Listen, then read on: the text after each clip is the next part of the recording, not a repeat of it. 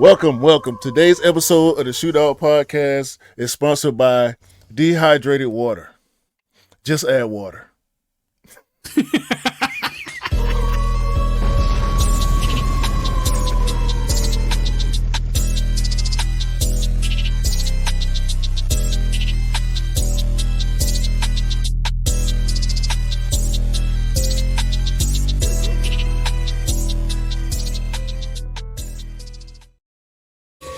Hey, welcome back to the Shootout Podcast, episode 133 with me and the bro, 808 Kicks ATL.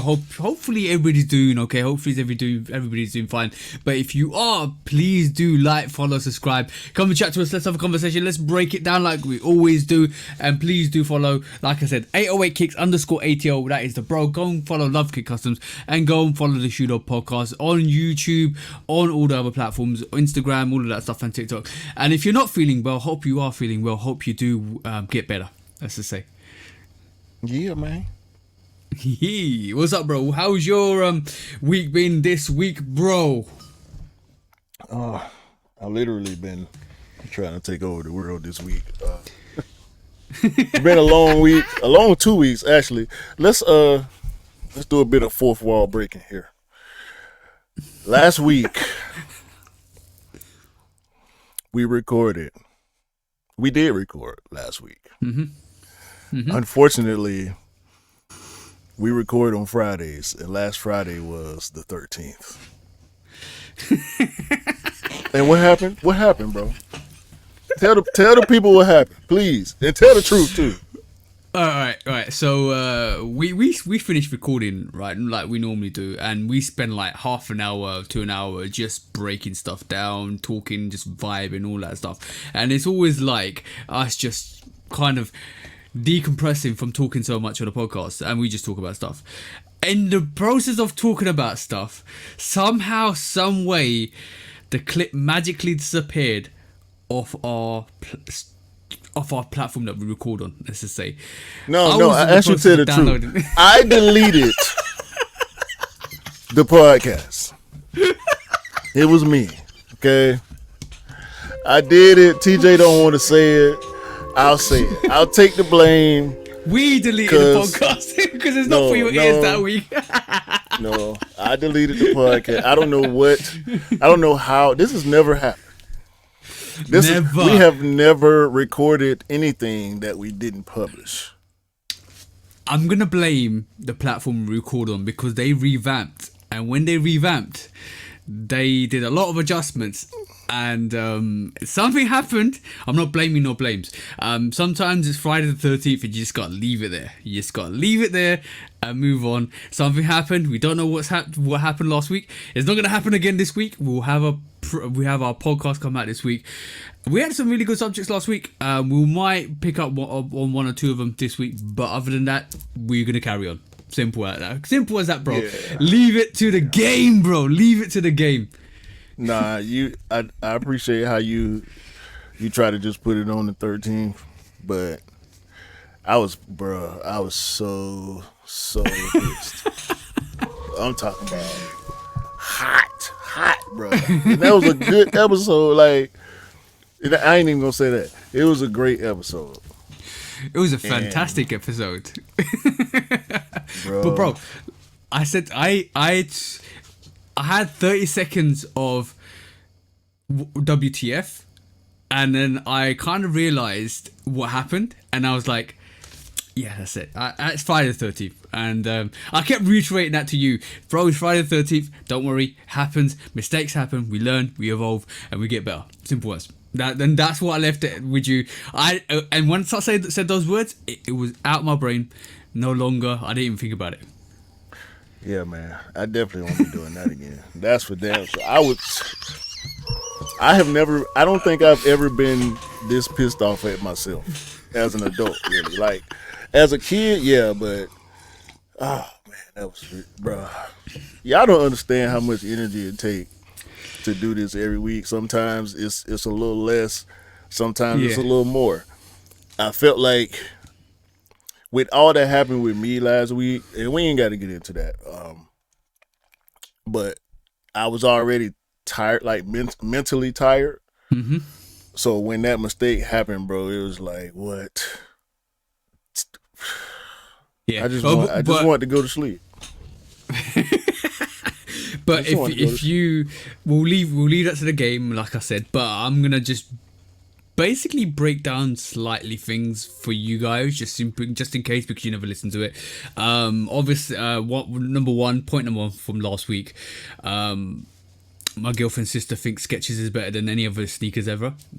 Hint number one. Clip number one.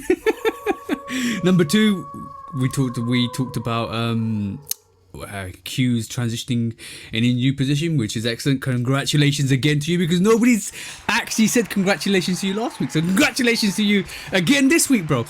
Which is awesome. And we talked about a couple other things which you guys have probably learned about already now, so let's just leave it at that. But most important question this week, because we're gonna start from fresh. Most important question for this week is the Jordan 4 now at the end of its hype cycle? Yep. Absolutely. 100% it is. The Imberlands Jordan 4, while you were sleeping, is currently, let me make sure. I'm checking as well, bro. I'm checking as well. I just looked at it like 30 minutes ago. It is currently available in multiple sizes, almost full size run. If you guys didn't believe us, we're not capping.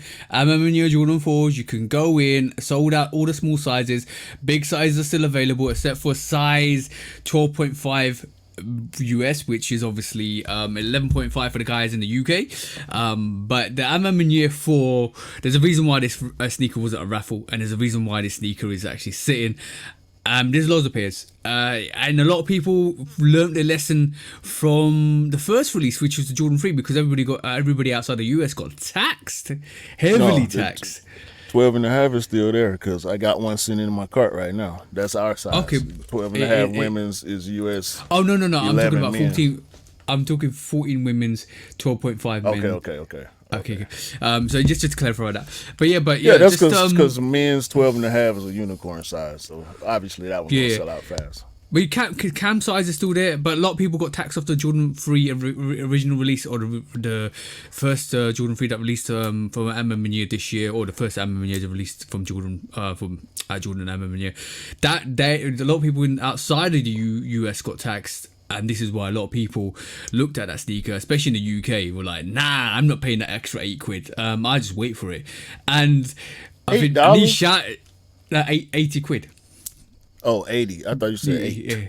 Oh, but $8. That was an instant cop, bro. Yeah, I'm about to say that's a little petty.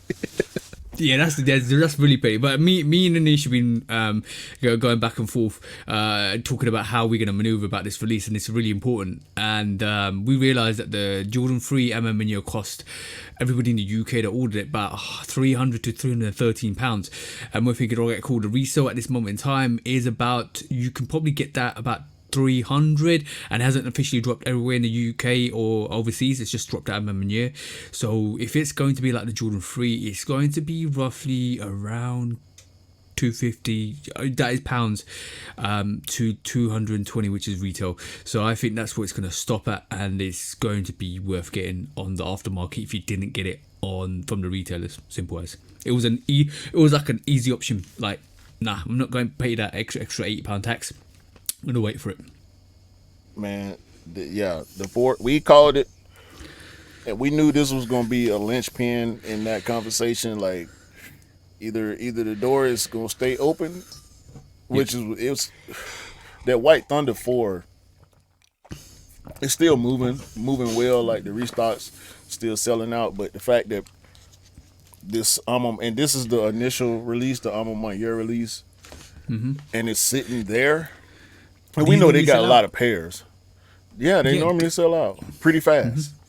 So, I mean, it's, here is like 5 hours after release, and they still sitting there? That's really odd. That gives everybody a hopeful insight that is expecting to get the release overseas a bit more hope, because basically that means if the sneaker comes out and if it does what it's doing at MSCHF, you got more chances to get your size for retail. So don't rush, don't be a absolute jack, and basically try and get the sneaker and get that duty on it.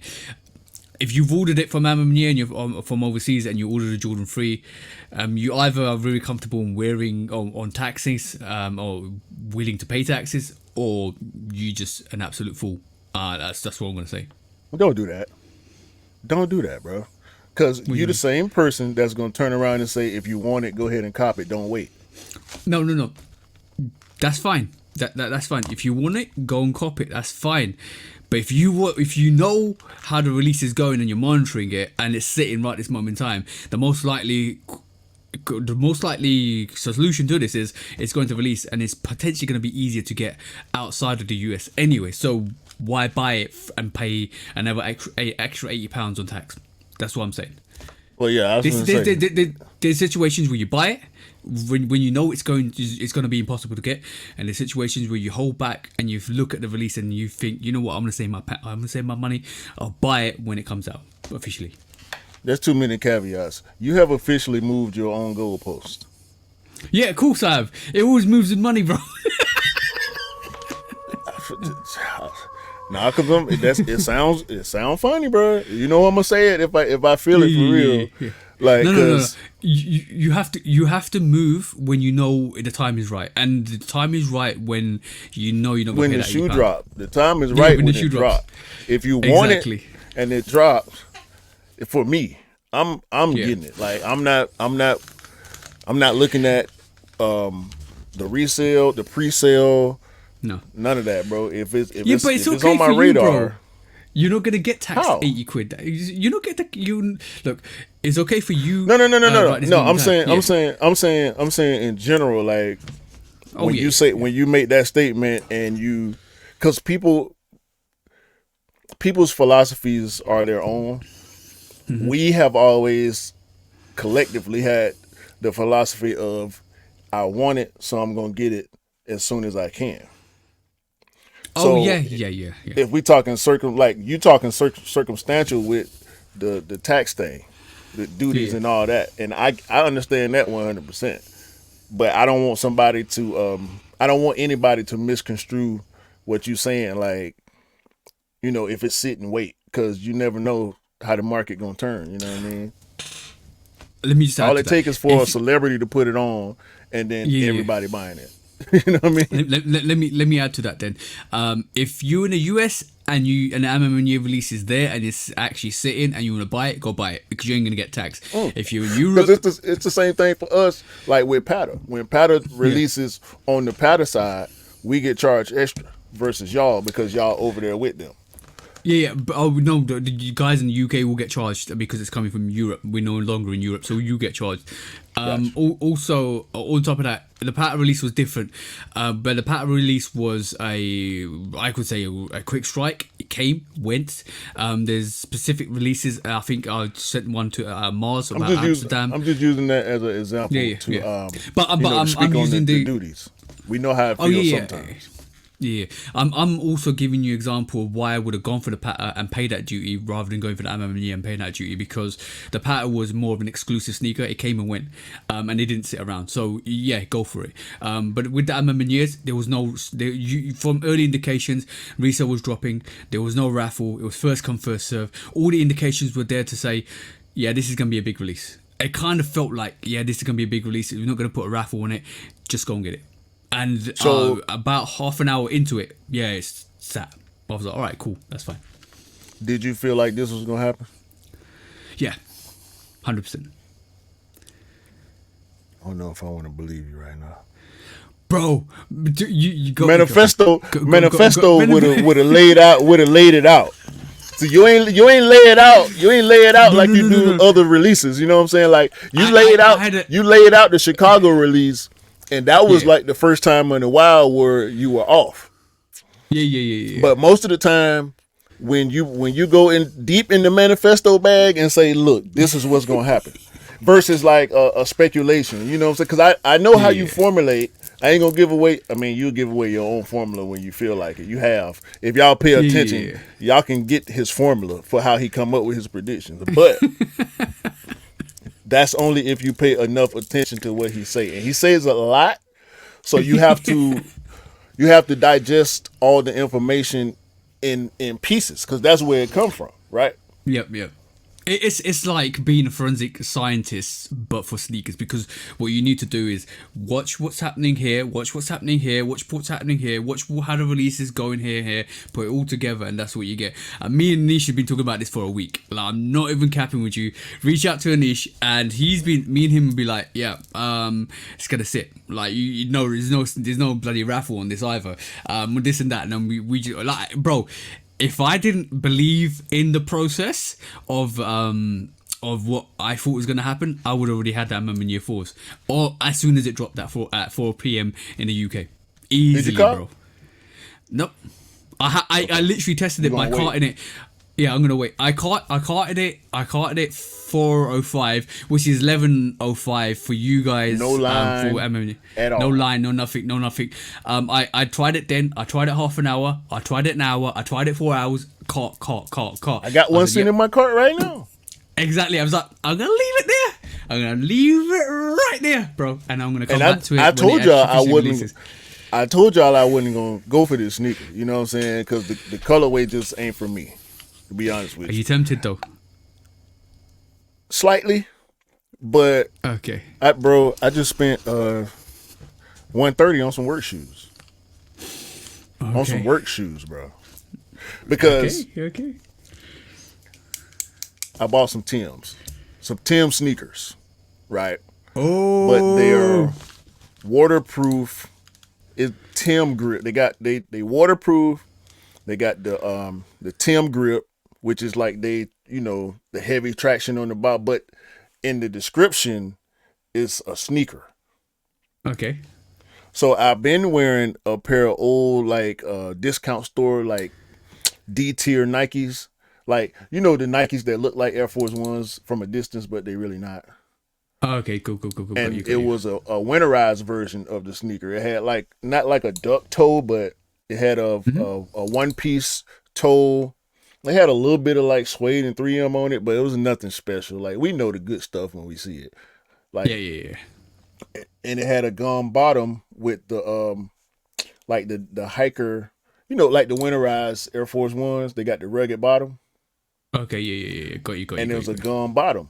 And I'm like, yeah, when it rains, I'll wear these.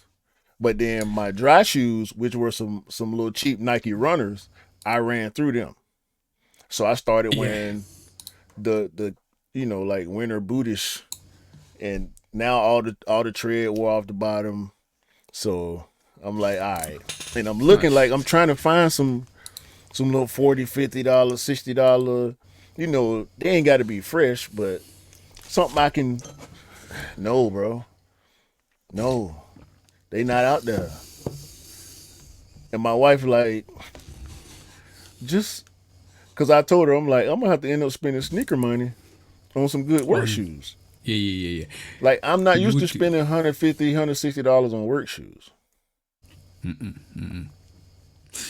I'm gonna say one thing, bro. Like, were you selling?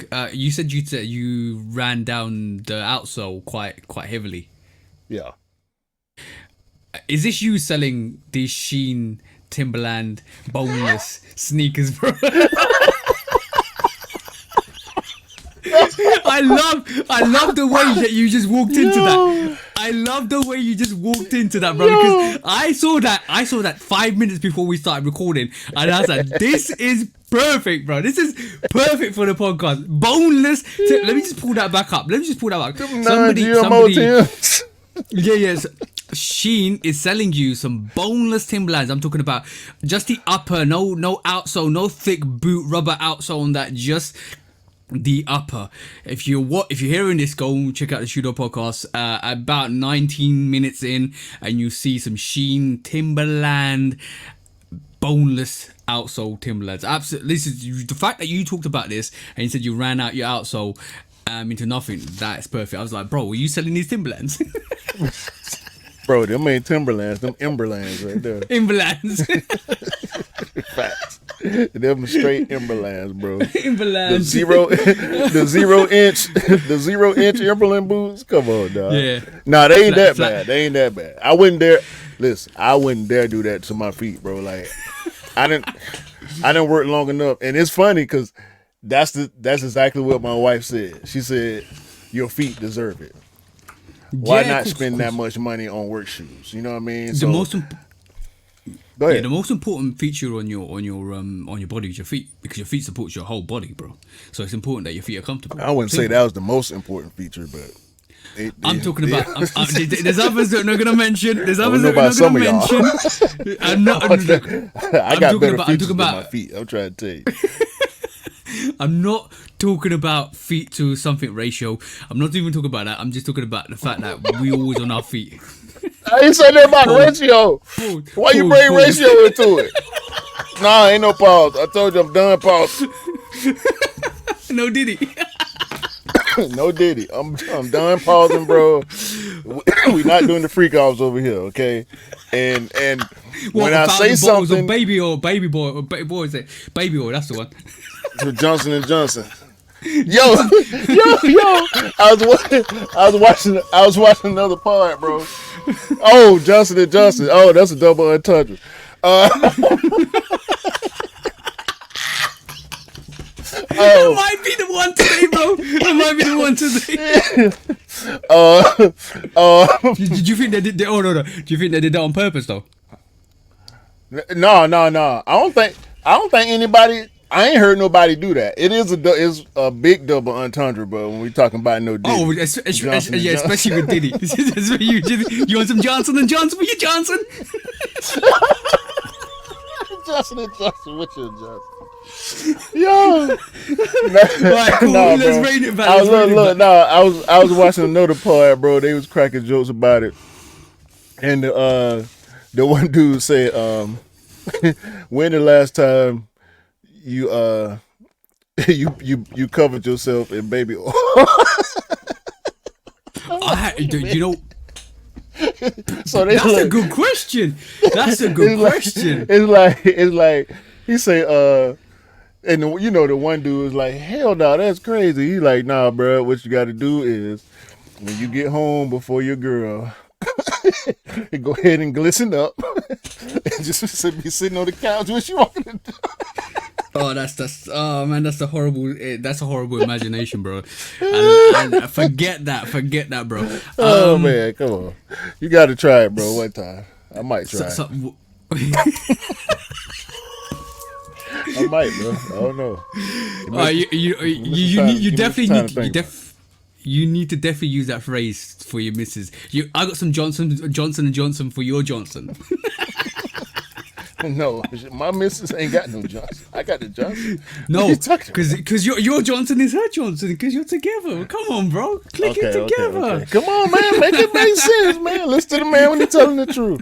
He made it make sense. Alright, cool. Alright, we can baby oil, 1,000 bottles. You know, some people actually try to comprehend how much baby oil that was. They were like, I can't even got bottles here. They're like, this baby oil, this is like one baby oil. This is 30 baby oil. No. The number is out there, bro. It's easy. All you got to do is look at how many ounces it is and add it up. Come on. That's crazy. All right, cool. Moving on from baby oils. I finally got the Nike Tech Challenge 2s this week. Right. I paid resale for that because I wanted that. I love the whole. I'm on my Air 4s go sit. Okay. Yeah, I'm sorry, no, Continue. No, because that was another quick strike sneaker that went like the Ultramarines, the one Nike 180 Ultramarine just went like that. I was able to get it maybe about 225 pounds, which is fine, reasonable. It's like getting an Air Max Jordan 4s, and I thought I was comfortable with that. But I actually went out and I heard rumors that it was restocking in the stores, and I already had my size 10, and I thought, you know what, let me just go out there and see how many what's happening in store. So I went out and I picked up 2 pairs of Nike Tech Challenges, and the highest size they had was size 8, and pick 2 of these size 8. See, not my size, guys, size 8. And I'm gonna say, bro, Dell, yeah, and one of the other bros that was asking for it because I was hunting for him as well. But bro, Shout out to Dell too. Shout out to Dell, and thank you, bro, for allowing me to do Coffee with Tea. It's a new segment I'm doing on my YouTube channel. Go and check that out. Yeah, thank you, bro. I'm just developing new ideas to kind of get the community involved. But bro, I was out, and I went in store to size, and they had the Nike Tech Challenge 2 in size 8. The highest size they had. 2 of these, absolutely gorgeous, bro. The material on this is fire, bro. Right? Just don't like the midsole, bro. You that aged midsole. Yeah, there's 2 variations to that, bro. Yeah. But I just don't like it. But Dell didn't know I got it for him. They don't. I'm not shitting on Very the shoe. dope. Very dope. That's what kept me away from it. So Dell, I got there and I instantly knew Dell needed a pair because he had asked me the week before, if you have a chance to see size 8, can you pick it up? And the bro's been asking me for a month. So I was alright, cool. Went to the shop, asked a couple of places, went to size. I saw one of the bros that works there. I go, yo, bro, you got Nike Tech Challenges? He goes, yep. Have you got size? What size you got? Oh, highest I think we got is 8. Oh, you got 8? Can I get 2? Yeah, it's fine. You ask the guys. 2 size 8s came down, looked at them, bang, bang. I walked that store, £135. Message Dell, yo, bro, guess what? He goes, what? You got your Nike Tech Challenges too, bro. Retail. Ching ching. Ching ching, bro. Ching ching. That's how you do it. Guys, this is how we do it over here. We try and help as many people as possible on the way to get copping sneakers. So how much more do you care to say how much more you paid for your pair? Oh, I told you 225, 230. Yeah, so I took the hit. I like it. If I like something, I will take the hit. And we talked about just a minute ago. I'm saying, yeah. We talked about a minute ago. You know, yeah. when you need to move, you need to move. When you know the price the sneaker is gone and it's a quick strike and it disappears, you need to move really, really quickly, because if you check the Nike Tech Challenge 2 Hot Lavas, the pairs that released before, they're going for stupid prices. Yeah, because I was in the market for the black ones a couple years ago. I said, nah, bro, I ain't doing that. Yeah, 100%. But yeah, that was a success this week, which was great. Helped two of the bros out. Got my Nike Tech Challenges. If you're listening to this, the video's already out on my YouTube channel. Go and check it out. But all I'm gonna say is it's a very, very dope sneaker. Very dope sneaker. Yeah. I can't. I don't know why it's that one, because other stuff be aged and I love it, but I think it's the white, the contrast with the white. There's so much white with the aged outsole, midsole. Right? I'm gonna tell you one thing that I didn't realize is, you're right, Q. The outsole, the front outsole is aged yellow. The back outsole is not yellow. It's like almost this light brown, like very brown. Yeah, tan, very tan yellow. It's like vanilla. It's like dark vanilla compared to the sale. See that? It's almost latte. You know what I'm saying? Yeah. So save it for the review, bro. Save it for the review. Yeah. Y'all go watch the review. It smells good too as well. We know that. It's gonna smell good. I can only imagine, because I know how good them Dion smell to me, boy. I'm like, I know them stupid. Ain't it crazy we sit here talking about smells? But I'm gonna definitely say that every time I look at that sneaker, reminds me of that Agassi picture. Him in his white t-shirt with a hot lava. That's a dope, iconic picture, bro. I think these are better. You need to see the action shots of him playing in it. I've They seen, look I've seen, even better. I've seen Agassi play. I've seen Agassi play quite a while. I grew up with Pete Sampras and Agassi through Right. my childhood. When they This was is what killing I wanted. everything, including Yeah. each other. Remember the Nike advert when they were going back and forth on the court and they were sweating. Yeah, that's.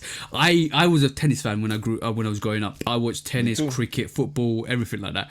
I So come from a tennis family. My uncle died playing tennis, so yeah, he coached tennis, all that. You know, my mama played when she was younger. We went to tennis camp in the summer.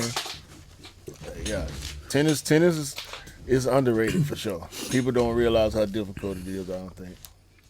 yeah, I played tennis through my high school. Yeah, I played tennis with my high school. I enjoyed it. Me and my dad, and my brother used to go every Sunday morning and play tennis as well.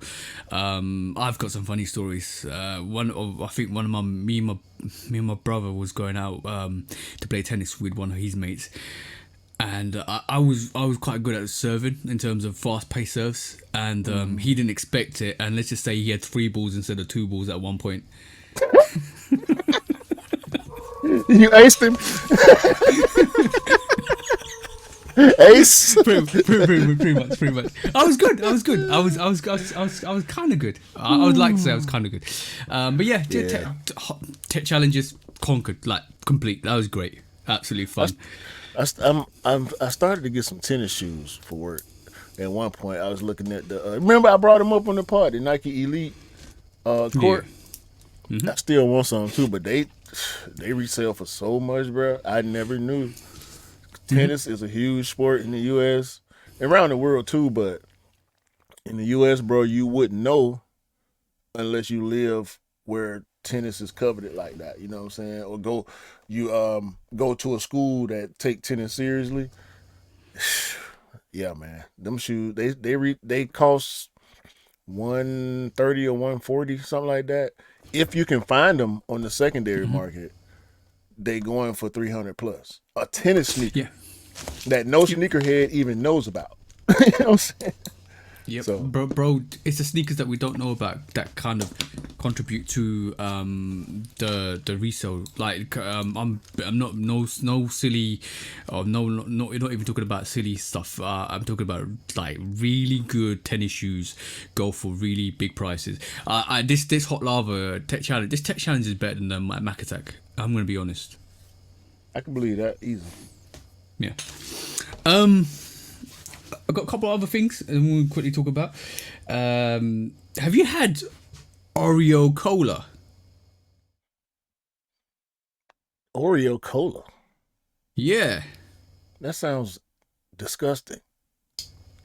It does, but my missus picked it up in the shop today, and she bought it because she's been seeing it on socials. You know how you see stuff on socials, you want to try it.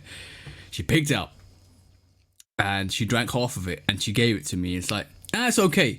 I can't taste the Oreo, but it's okay. Let me just describe this taste to you. It's like upper level cola, right? Like normal Coke Zero, Diet Coke, whatever you want to taste. It tastes like that. There's a very basic undertone of chocolate that hits your tongue at a lower level. Not the top of the taste buds, but the bottom of the taste buds. And it's a smooth, silky taste that the more you drink it, the more it tastes like Oreo. So guys, if you want to taste Coke, Oreo, it's worth the experience for once if you want to taste it. No, I just capped you, bro. I'm gonna apologize because that was an instant reaction and it was the wrong reaction. Because I drink stout. I've drank peanut butter beer, chocolate beer, vanilla beer. I had a caramel sea salt raspberry beer before, like cotton candy beer. So I'm drinking all these flavored beers. Of course, Oreo cola is good because cream soda is good. Yeah. It tastes like cream soda, but a mild version of cream soda, but a bit more chocolatey. That's the way I'm going to put that taste. It is nice. I would, if you want to try it once in your life, I would advise it. But other than that, I don't think it's going to replace anything dramatically with cola. It's Well, a nice subtle taste. It's not there to be a replacement. That's craft soda. Yeah. So there are a lot of companies that do craft soda. One of which I know we distributed for years, like New Creation. They got a crumb cake cream soda. Bro, it's like $7-8 for a 4-pack, 12 ounce. You go, it's tough to not. It's tough if you see it in the store and you know what it is. It's gonna be tough to walk past without putting it in your buggy. I have another alcoholic, like you know ciders, more like apple based fermented alcohol. Yeah. So my brother introduced me to a toffee apple cider. And I'm gonna say wow. If you got a sweet tooth, wow. So it's alcoholic candy apple is what you're saying. Yep. I don't even like candy apples because candy apples hard to eat, but yeah, I want that. I think I want that. I want it now. Yeah, I want that.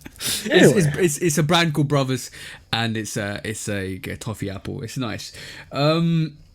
Last thing, you know how we talked about my missus is very. How did you say it a couple of weeks back? She's very direct. Yeah, she's an insult comic. Yeah. So she goes to me, random thing this week. She goes to me, you know what? You could be have you watched Bollywood? No. Okay. Bollywood is obviously it's Indian, like Hollywood, but Indian movies and stuff like that. She goes to me, you could be a Bollywood villain and a hero all in one. I said, what do you mean? It says if you have your mustache in a certain way, you become a Bollywood villain. And I said, what are you talking about? She goes, just do this. And then literally she just went like this, right? There you go. But I'm a Bollywood villain, bro. Look. Look at that. Twist your mustaches up, like if you watch Hercule Poirot, it's like that, but not the extreme version. It's like directly upwards, little horns on your mustache, and then you're the Bollywood villain. And she just said that to me directly. I was like, all right, cool. And I just kept doing this to all day, like villain, hero.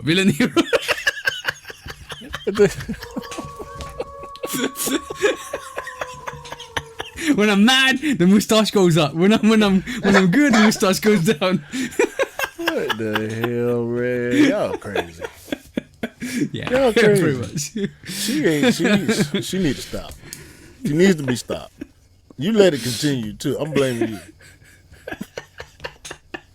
It is what it is, bro. But yeah, that was fun and games. That was fun and games, bro. That was the fun and games for this week, bro.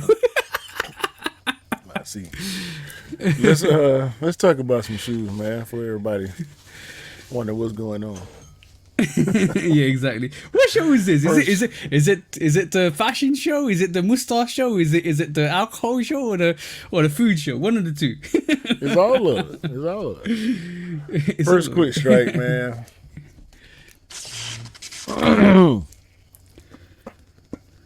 Y'all know what's up. We're gonna report on it every time. It's our favorite brand, none other than MSCHF. I'm gonna start calling them MSCHF. Mischievous. Go on. Bruh, the BWD High. is now a high. If y'all don't know the BWD, it's the forward and backward shoe. You can wear it either way. But now it's a high top with a strap for $200. Open front, well, depending on how you wear it. Have you seen the pictures of people wearing these? Yeah, I saw it today. I saw people wear it the wrong way, or I wouldn't say the wrong way. The high top on the toe. The high top on the toe looks odd. It's like almost you can store like maybe some alcohol beverages in the vacant hole, maybe some popcorn, maybe some extra laces if you wanted. Bro, like, it was a look. It was definitely a look. If I got them, I'm not wearing them that way. I'm wearing them the other way, bro. Backwards. No, I'm wearing them with a high top on feet. Rather than the high top on toe, yeah. Bro, high top on the toe look odd, bro. I mean, that's the point, though, right? I mean, we know. I still don't know why Mischief does this. Be honest with you. I feel like at this point they keep making stuff just for us to have something to talk about every other now. You know what I'm saying? Like, on the dry weeks, bro. Sometimes, for some reason, bro, to me it seemed like every time it started to dry up, here they come again. You know what the fascinating thing about that is? It doesn't matter what it is. We're talking about them, and when people got. I love Ludacris's album, and I'm just taking a tangent from purpose. Word of mouth is very relevant for stuff like this, because obviously, if you don't know Ludacris's album, Word of Mouth, that was one of the most iconic albums he probably released, along with all the others. I'm just gonna say, word of mouth is massive, because the more people talk about your brand, doesn't matter what it's about what you're releasing, the new drops, be it something special, something different, something unique, you get the people talking, you keep staying relevant, and that's what Mischief are doing constantly right this moment in time. When there's a low week, when there's nothing on, or when there's something on, they always drop something like this. We've this week we've had Amman Years, Night Tech Challenges, Patter, blah blah blah, but we're still talking about Mischief. And that's really interesting that they keep doing that, and it's really interesting that they keep relevant by doing that. Bro, that's a fire analogy, comparing Mischief to Luda. That album and his previous albums in particular, because he started to get a little more serious after Chicken and Beer. I think that was the last one where we saw the Busta Rhymes, Missy Elliott, Biz Markie, Public Enemy, because of Flav, like the big character rappers. I feel like at this point, we can really call Mischief like the Flavor Flav, the Ludacris of the sneaker game. Yeah, sure. I enjoyed that era where we had Busta Rhymes do quirky stuff, Missy Elliott do quirky stuff, Ludacris keep doing quirky stuff and stuff like that. I enjoyed that quirky, like Southern style hip hop. It was really dope, really dope to see. But yeah, definitely you're that spot on. Like, for Mischief is that quirky side of what the funny quirky side of what we need in the sneaker game. Yeah, a little bit of. I don't want to call it comic relief in a disrespectful way, but they keep it interesting. Put it like that. Yeah, I love Ludacris's come up as well through the radio stations and stuff like that, and MCing on the radio stations. That was dope, very dope. Yeah, legendary, bro. Theater of the Minds is my favorite Luda album. I do love Chicken and Beer and Word of Mouth, but Theater of the Minds was when he showed the rap game that it's never been a joke. I just been having fun. Now let me show y'all what it could have been. You know what I'm saying? How I could have been chopping heads off for the past, however many years. I've been having fun with it, letting y'all be tough. Let's see what it sounds like when I get serious. And he showed out. Yeah, anyway.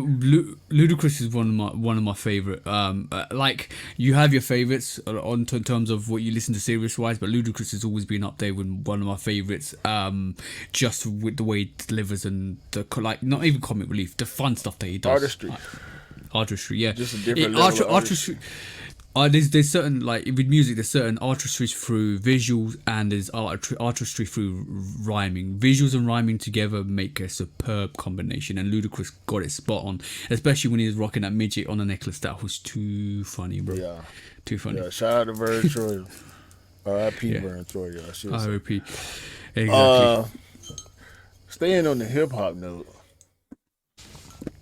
I never talked about this with you. And I really want to talk about this with you. Yep. The Notorious B.I.G, Timberland 6-inch collab. Dropping supposedly on September 27th, which is next week. Pretty close. There's a. Go ahead. How you feel about these?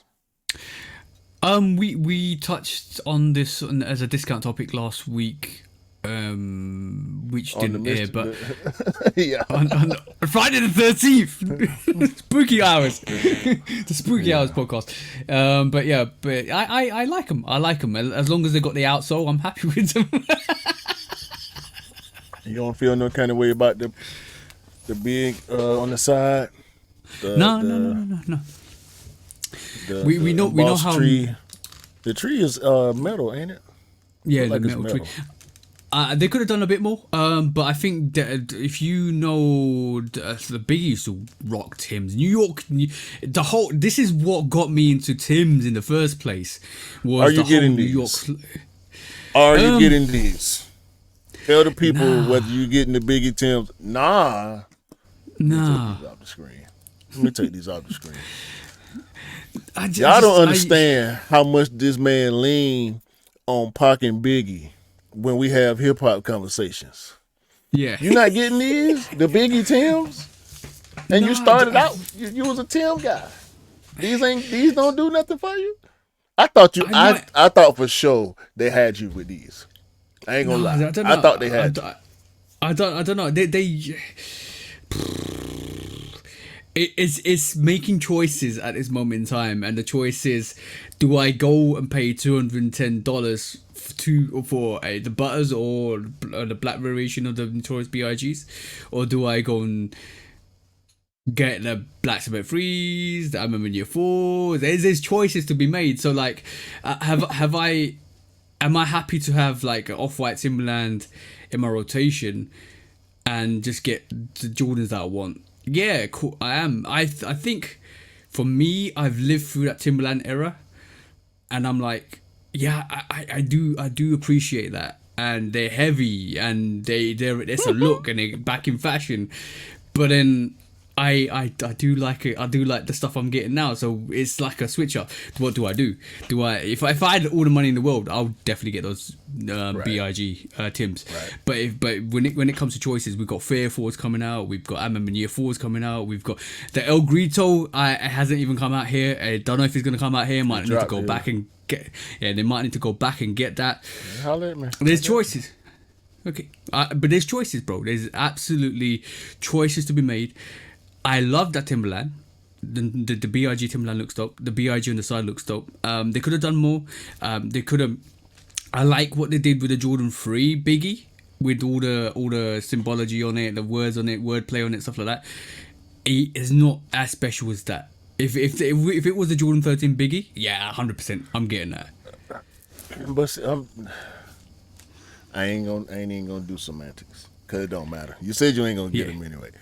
I know if that Biggie 13 was a GR or just a, collab level, I know you would have been on them. Like if it was a Soulfly or something like that, you would have been on them. But I've got the Bread 13s. I've got the Bread 13s. I've worn them a good couple of times even before I got to YouTube. I love that pair. That pair is super fire. You know what? In matter of fact, I'm gonna rock that pair next week just to put it on feet because I haven't put it on a little while. But that Jordan 13 Bread is super fire. Super fire. I've actually got the royal variation of the bread as well within the 13. Me too. So yeah, it's super fire, absolute fire. So when it comes to sneakers like that, and when you put a little bit more effort into like the Notorious B.I.G. 13s, it kind of sells it to me. Those Timberlands, I feel, are nice, but there's not enough from them to get me in. Like the actual Ghostbusters Timberlands, I'm still trying to source them, but they're hard to get, bro. I haven't seen them anywhere, which is ridiculous. But those are, I like those because they do enough with the Timberland to show it's a collaboration, whereas I don't feel like these biggies do. Okay. I mean, I respect them for what they are. I was never a big Biggie guy. And I'm definitely not a Timberland guy. I ain't had a pair of Timbs since like 04. So Yeah. All right. I would say I'm 05, 06, maybe 07 is when I start. No, that's wrong. When I was 30 years old. Probably that's when I gave up on Tim's. I was probably I was in my 20s, like my mid 20s. So Yeah, yeah, yeah. yeah, I'm done. I don't even like working in boots. That's why I'm trying to find work sneakers. You know what I'm saying? Yeah, what people don't understand is a Timberland. Timberland feels like two sneakers. It feels like two sneakers on feet. Like you got the outsole and the uppers, which is quite thick. If you compare it to a Jordan 3 or a 4, I would say it's like almost two sneakers on one. I don't feel on like one- when I got boots on, I feel like I'm working the boots. I'm not walking. You know what I'm saying? Like it's a purposeful thing. Like I don't an want to. effort. Yeah, I don't want to put no effort into how I'm moving because of my footwear. You know what I'm saying? It's just it feels cumbersome. That's the word. Yeah, yeah. Next question. Um, we may or may not have talked about this last week. Curry, Steph Curry, that is. We know he got the big old stupid deal with Under Armour. He can do whatever he want to do, and he decided to give De'Aaron Fox a sneaker deal. The Curry Fox 1 is the first that I can remember signature sneaker that's produced by another signature player since Jordan started signing players to Jordan brand. Ain't no LeBron athletes. Ain't no Kevin Durant signature sneaker. Like everybody gets their own. And Steph Curry, I think, has the foresight to look into moving the same way Jordan did when he stepped, or not necessarily stepped away from Nike, but when he set himself apart from Nike with the Jordan brand. Steph Curry moving in that same direction. Yeah, I think we touched on this last week. I thought it was a good move. I think what we discussed last week, just to go over some of the stuff, just don't want to repeat it. It was on the basis that this is quite a good look for Under Armour, because Under Armour is using Curry's name as an incentive to get athletes on board, which is quite good. It gives Curry incentive into Under Armour in terms of giving his loyalty to Under Armour, also developing young talent under Under Armour, which Jordan brand does with a lot of athletes independently. And I think Jordan, and even Jordan Nike brand, are big enough to attract their own athletes, because obviously they do a lot with the NBA. I don't think Under Armour's got that strength, and this is why they've given Curry that contract and given him the incentive to get some actual NBA stars on board on the Under Armour brand to actually elevate the brand, which is great, because it means that we have Steph Curry going in and getting ballers under Under Armour and building the brand. Because like we said last week, that I don't think if Under Armour went in for an athlete, there is too much competition in terms of Adidas, New Balance, Puma, Nike, Jordan. Then you've got Under Armour, but who Anta and bro, exactly. There's a lot. So if you're not one of the top companies that can attract athletes, what are you gonna do? Get your best athlete to attract the athletes for you, and get the. When you like, I'm gonna pose you a question, which I didn't do last week. If you're an athlete, and Steph Curry comes to you and says to you, "Look, I'm gonna hire you under Curry, right? This is my brand under Under Armour. I want you to be an athlete under me." And you said, I think predominantly said last week, nobody that is under Curry will be as big or as great as Curry. Right. I feel like it'll be similar to Jordan, but go ahead. What we said is the young and coming athlete that's signing to Curry is expecting the signature sneaker, obviously, or under Curry, and also the talent pool that comes with his experience. And I think that's what they're signing on for. Yeah, I mean, I would value that. Definitely, I would value that. But it's a lot of work that goes into managing your brand. Like even the individual, let alone Steph Curry, he getting toward the end of his career. LeBron is too. I don't think LeBron could do this. Really? No, I in the future, sure, but not while he playing. The surprise to me with this is happening while Steph is still playing, and they in the same conference, same division. So I think I said to you last time we talked about this. I can't Yeah. wait to see the Sacramento versus Golden State games this year because they in the same division, so they play 4 times every year. You know what I'm saying? So it's gonna be tough. But I Hmm. ain't think about this. Under Armour does have two of the biggest stars in the world. One of them being possibly the biggest star in the world in Dwayne the Rock Johnson. Yeah, yeah, yeah, yeah, yeah.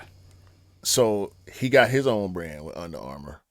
It only made sense for Steph to get his, but I don't think I think it's gonna be similar to Jordan on a lower tier, if that makes sense. Yeah, yeah, yeah. I agree. Like, I cause, think, cause the dudes like Melo and Chris Paul, Blake Griffin, Westbrook, Zion, you know, even going back before that, Moss and Vin Baker and the many multiple athletes that's been signed to Jordans. Are they gonna look at the Curry Fox one like a team Curry?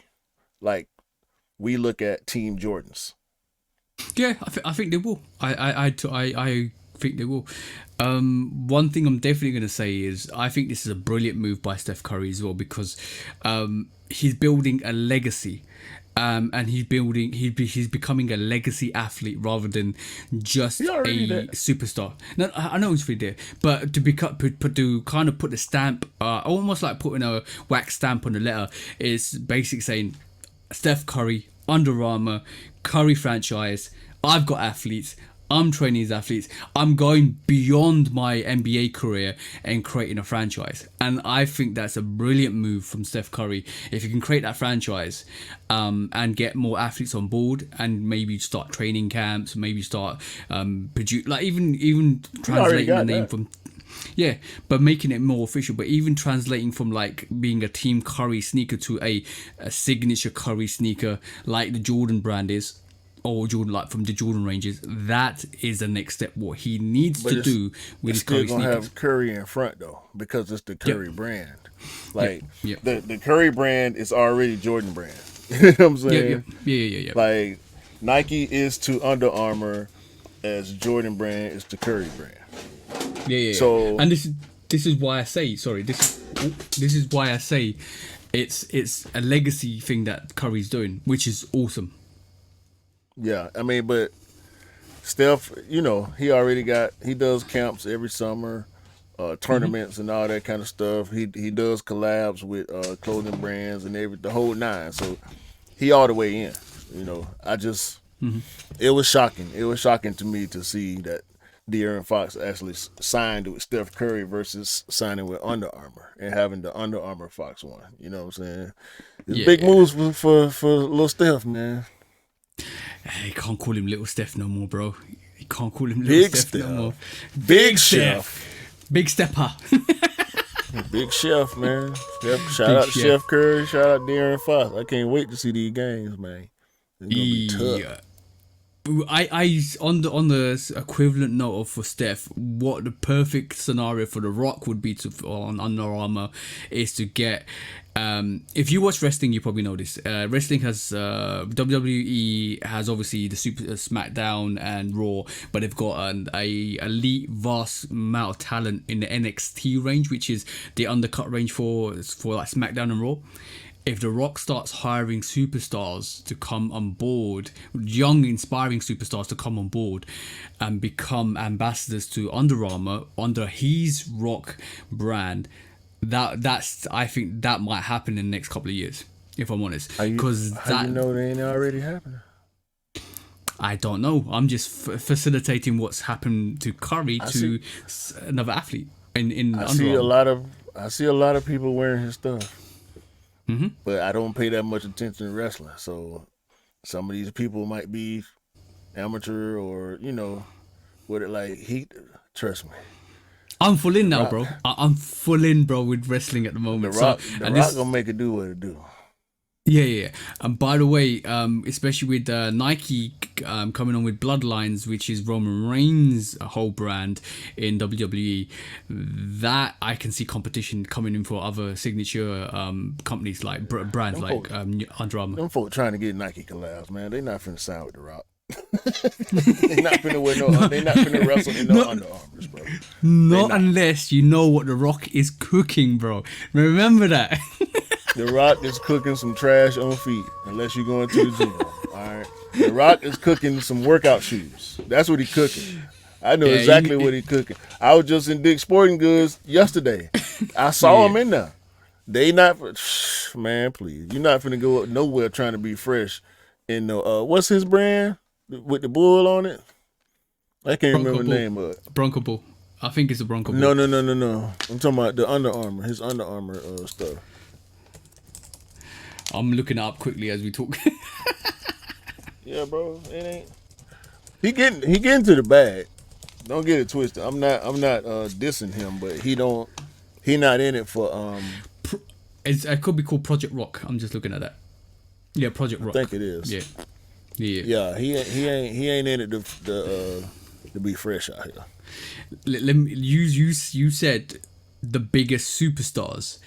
Let's be honest. The Rock is one of the biggest superstars to come out of the Attitude Era with like Stone Cold and The Undertaker. Undertaker's like old. No. Dwayne Johnson is one of the biggest stars in the world. It ain't about wrestling no more. You know how many movies he did? I'm talking about wrestling, bro. He's the biggest to ever come from wrestling. Period. Oh yeah. He did it. We did it way better than Hulk Hogan. Let's just say that. Who? Who? What? Where? We'll talk about races on this podcast. Yeah, let's not talk about that. Let's quick strike. You said so, you want to show us some 95s? Yeah. I'm interested in 95s. We know the Corteiz. It was announced this week. The Corteiz was officially releasing this full time. There's no release date. I've got you on that. As soon as if I'm able to copy for that, I got you for that because we officially got the word that we will be getting the actual Corteiz 95. It hasn't got a release date for some reason. I don't know why that happened. It hasn't got release date, but it is a beautiful colorway, predominantly black, like Q likes it. You calling me out? I'm not calling you out. I'm just telling you my analysis of the sneakers that we've talked about in the past. But yeah, what's your thoughts on the Corteiz 95? I ain't seen the I'm on my years yet in hand, so I'll reserve comparison. Mm-hmm. But if we're just talking about dopeness factor, these super GOAT status. Yeah. Just like all the rest of them. I love the winterized look to them. I love the leather instead of nubuck or suede or anything. I love the netting, how different the netting looks. The small logo on the toe. It's a perfect collab, bro. It's a perfect collab. The tongue is stupid. Fire. If I'm able to get that for you, bro, I will get that for you. But you gotta get them for you too. You over here with us now. Remember? Yeah. No. I will sacrifice that if I need to for you, because obviously I know you be meaning to get one of those Corteizes. But that's not the only 95 we're getting. End of September, the 30th of September. I don't think you've seen these. I want to see your initial reaction. So let me just look at the laptop while I do this. I'm gonna put this up and I'm gonna do this, bro. Yeah, I saw these Sneakers Day, sneakers couple days exclusive ago. Air Max. Yeah, what's your thoughts? I like them, but I don't know how you didn't think I would say they look too much like the I'm on my ears. I didn't even clock that, if I'm honest. I was more intrigued with the brown toe, brown lower layer, purple to like light lilac almost, with a white upper. It's very unique, It's bro. asymmetric too. Yeah. I don't know, bro. They hard. I mean, I'm not hating on them by any means, but they look too much like the I'm on my ears to me, to be honest with you. And I would rather wait on those than to go for these. That's a great shout. I never even thought about it that way, if I'm honest. Yeah, the colorways are very similar with the earth tones. So Right. I don't know though. It's easy to look at though. It's Hey, bro. I'm gonna say you are spot on. You really are spot on that call. Very, very spot on. Like there's a lot. There's no meshing on the Amamanier, which is different. The right. materials look They took different. the ribs but off. yeah, the colors are very, very similar. Yeah. So the question is Nike biting Amamanier? That's the question, bro. Because right this moment in time, you are spot. I didn't even clock that, bro. Could it be the other way around? I'm on my ear But biting what Nike? came first? No. We saw this variation and another variation of the Amamanier last year. Maybe the mock-up guys had their wires crossed. See, this will come down to looking at production dates, and we can't do that yet. We have to have them in hand to be able to look at the production date. So, but no, these are they both crazy. I do. I would still rather. Okay. Half a point off. They half a point off from the I'm on my ears to me. That's how much I respect them. Yeah, I like the Amamanier pair. It's almost like getting a sneaker and then getting an Amamanier pair, which is slightly more premium, slightly more special, slightly more just epic, like almost like just enough to make it a better sneaker. Well, to me, it's the difference in the build. You know what I'm saying? That give it that half. It's a small difference, bro. But yeah, that's where I'm at.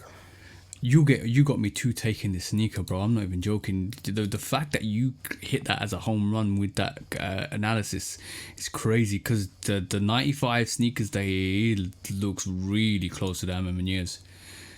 Really close. I know, man. You making me want them. You making me want both just to say it. You know what I mean?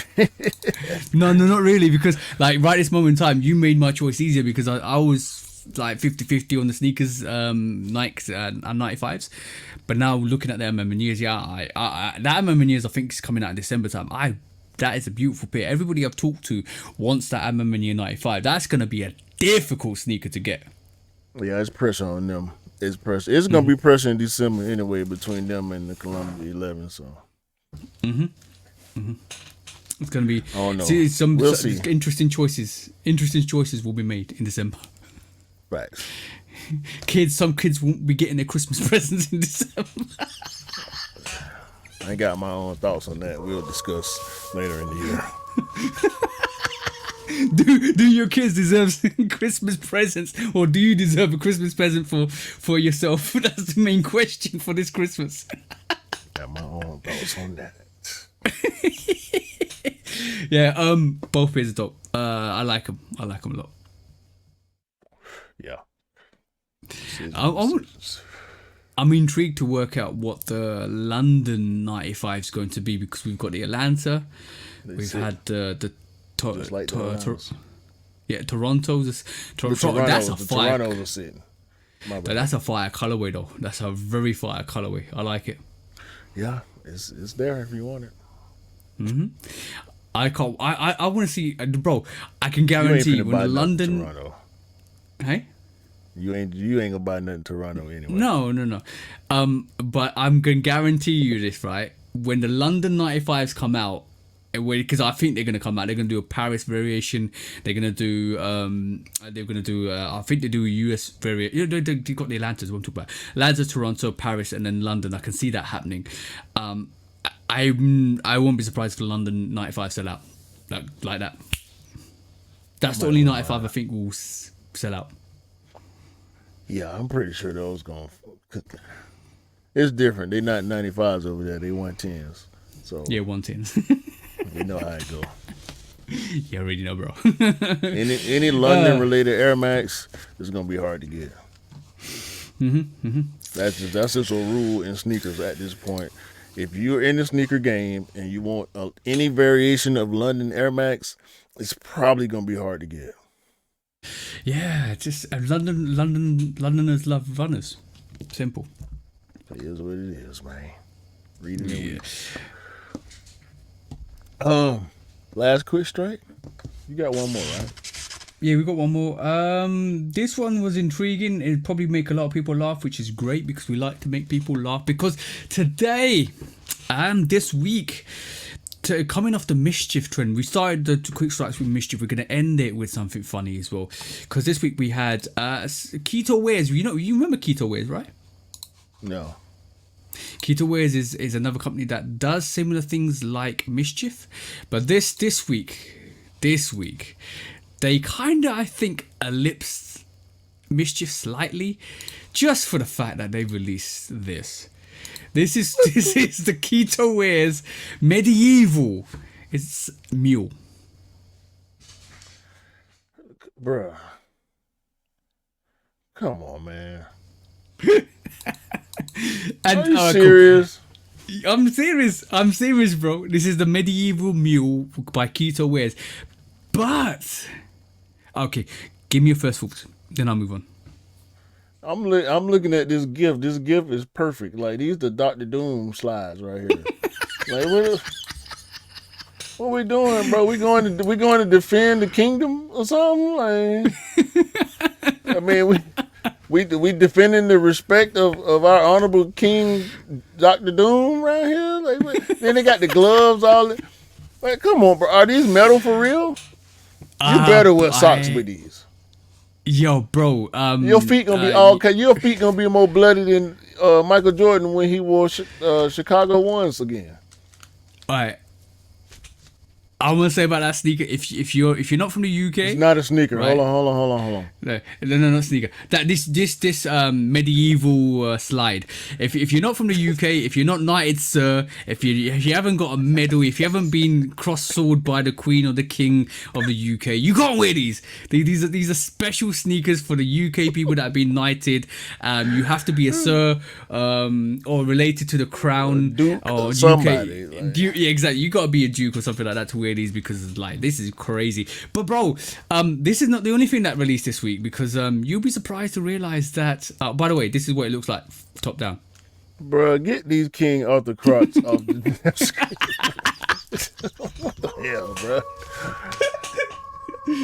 I mean, come. Okay. Oh man, what are we doing? These are the Excalibur mules slides, right? I mean, I like to up the levels on the podcast, right? So we're gonna I'm gonna up the stakes on this one, right? Because I know you've seen this. This is the Canyon Stone boots, right? And if you guys are listening to this, 113 minutes, 1 hour 13 minutes in. Let me say that correctly. Look at this, bro.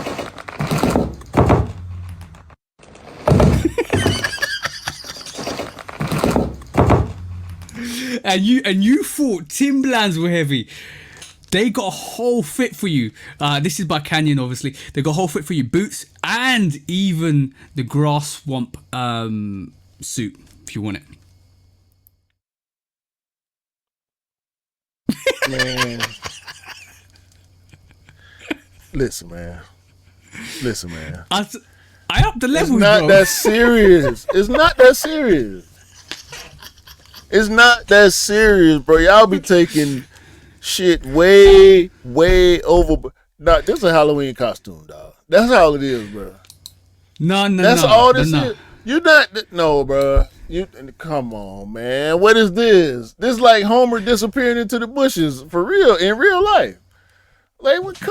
Yo, this is military grade camouflage. Military grade bullshit is what this is. Ain't no. You're not camouflage, bro. You're not finna hide nowhere with this on. I see you, bro. I see you. Where you sneaking? Where you sneaking? You heard how heavy they play the clump again. Play the clump. You're not sneaking nowhere with some rock shoes on, bro.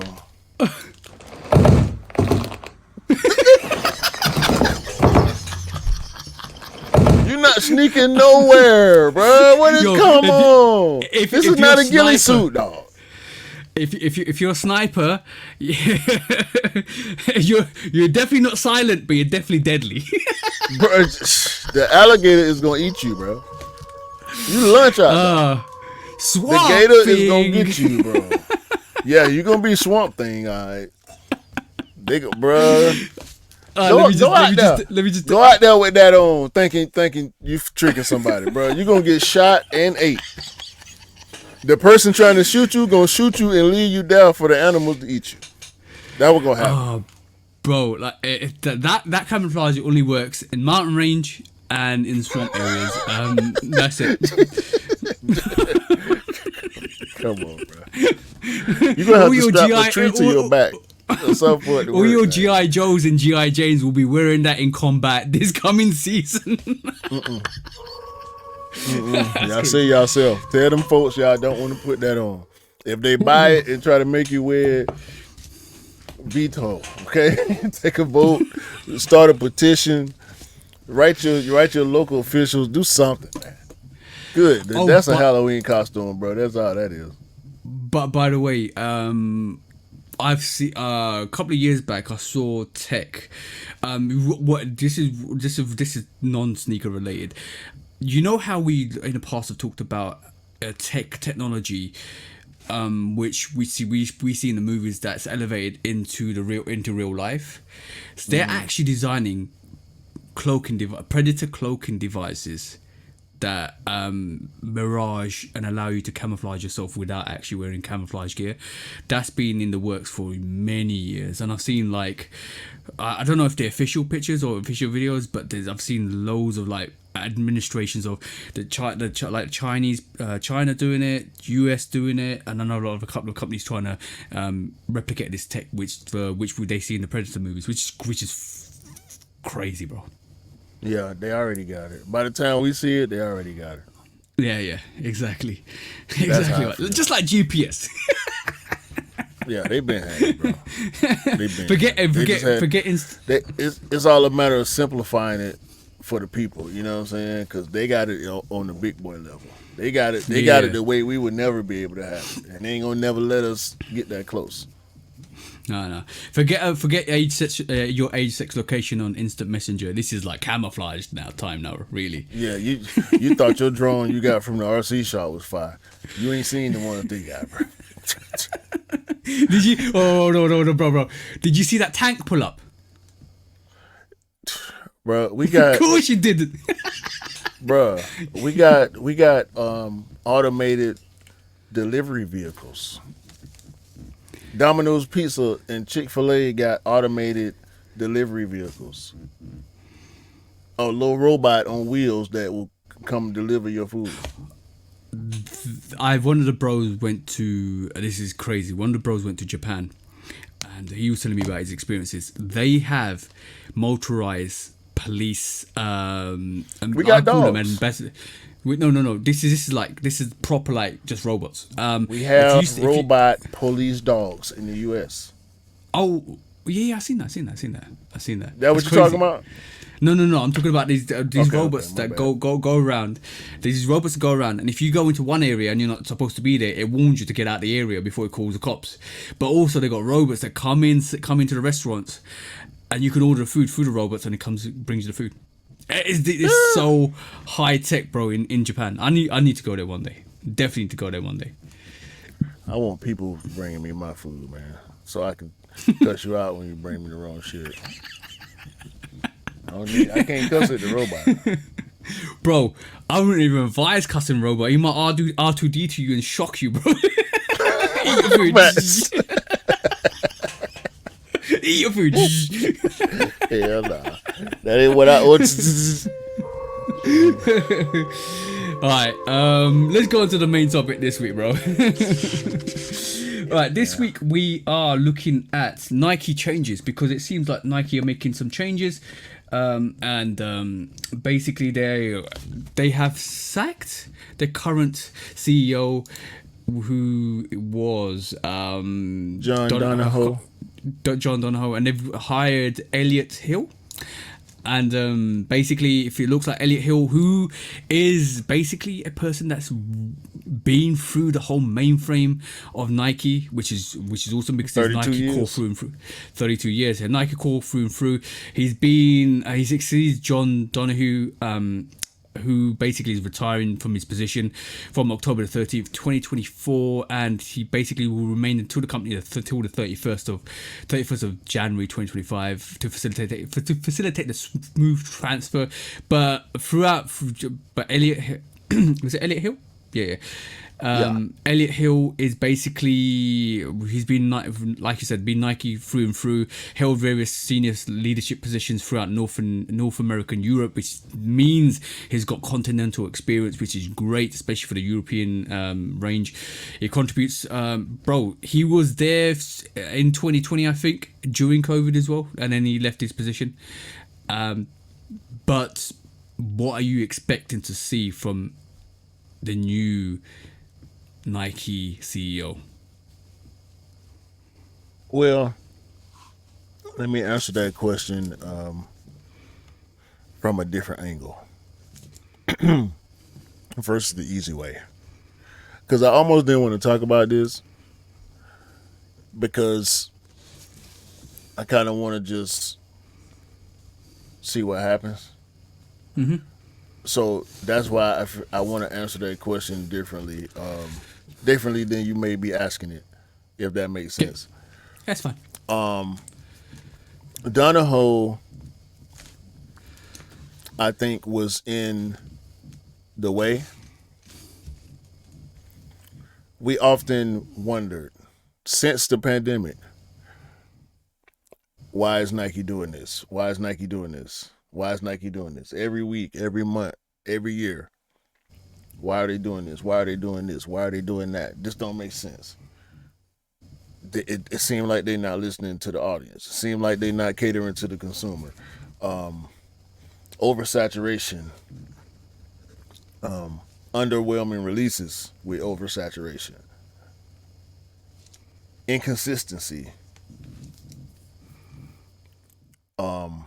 Tone deafness, in a way. That's all Donahoe. I believe Elliot Hill left because he didn't believe in Donahoe. Okay. Makes sense.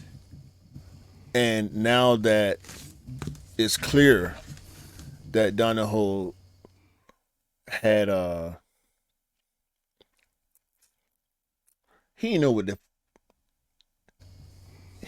did. I know what you're gonna say. He didn't know you were gonna use some He's explicit tone words. deaf. Yeah, you know what the telling tale with this whole, I was reading the article, was the fact that a lot of people kind of felt that he lost the consumer base, and the brand base with what he was doing at Nike as a CEO.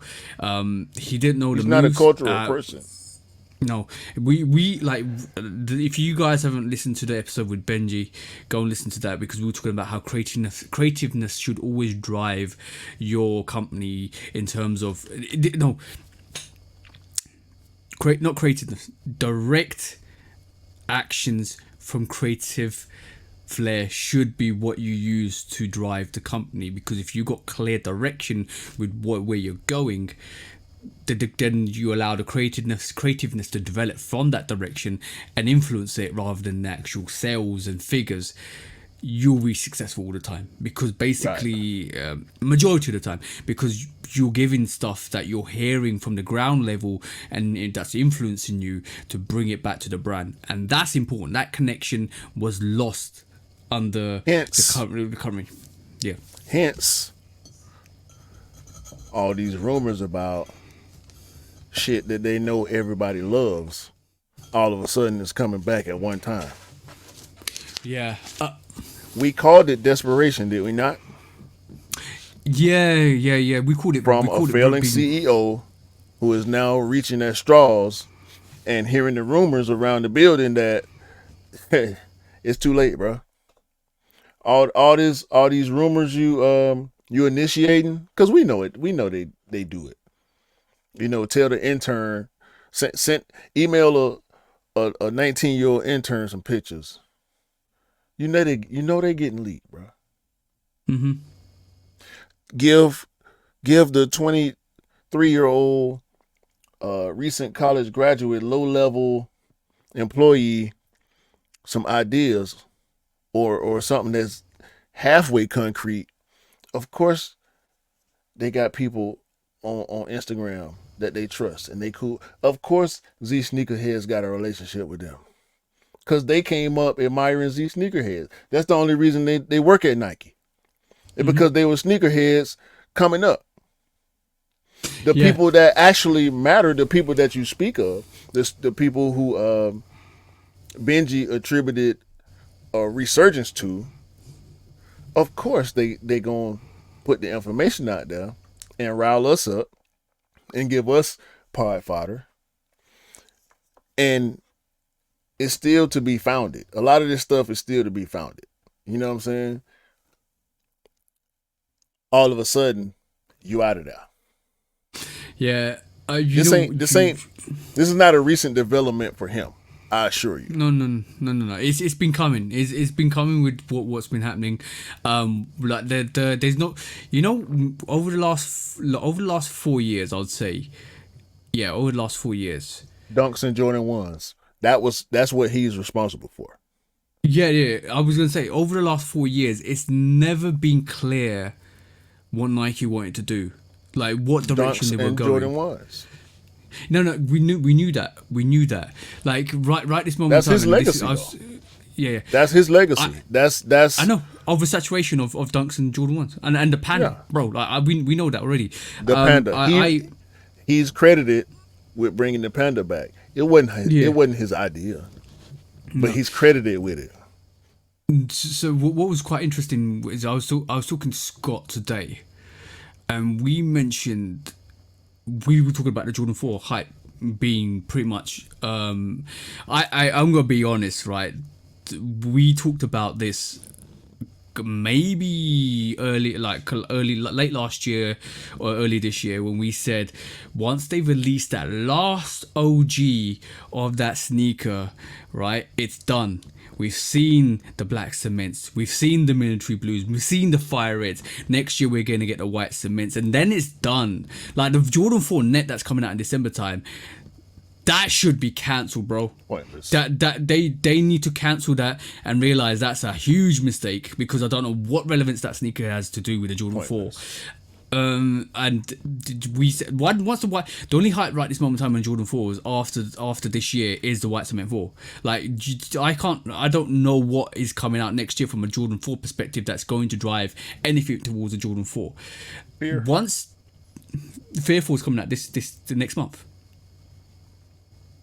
Is it? Yep. Apparently. Let's show you how dead foes is. I didn't know that. So bro, like I was going through my release video couple of videos back, and I talked about how nobody's been talking about the military blue 4. Nobody's talking about the me and Dale talked about this on the Coffee with Tea. Nobody's talking about the military blue 4. It came out this year, iconic sneaker. Nobody's talking about it. We even like Black Cement 4s. Nobody's talking about that. See, I'm gonna just keep going back. I was about to say I hate to, but I'm just gonna keep going back. The people who were here, and this is the perfect time to say this, actually, talking about Donahoe leaving, he didn't realize how many people weren't actually here for the sneakers versus the profit. Yep. He tried to take advantage of the resale culture, not realizing that when this bubble bursts, you're going to be stuck with a bunch of sneakers sitting on the shelf because majority of these people don't care about the sneakers. They trying to make money during a global crisis. You know what I'm saying? Yeah.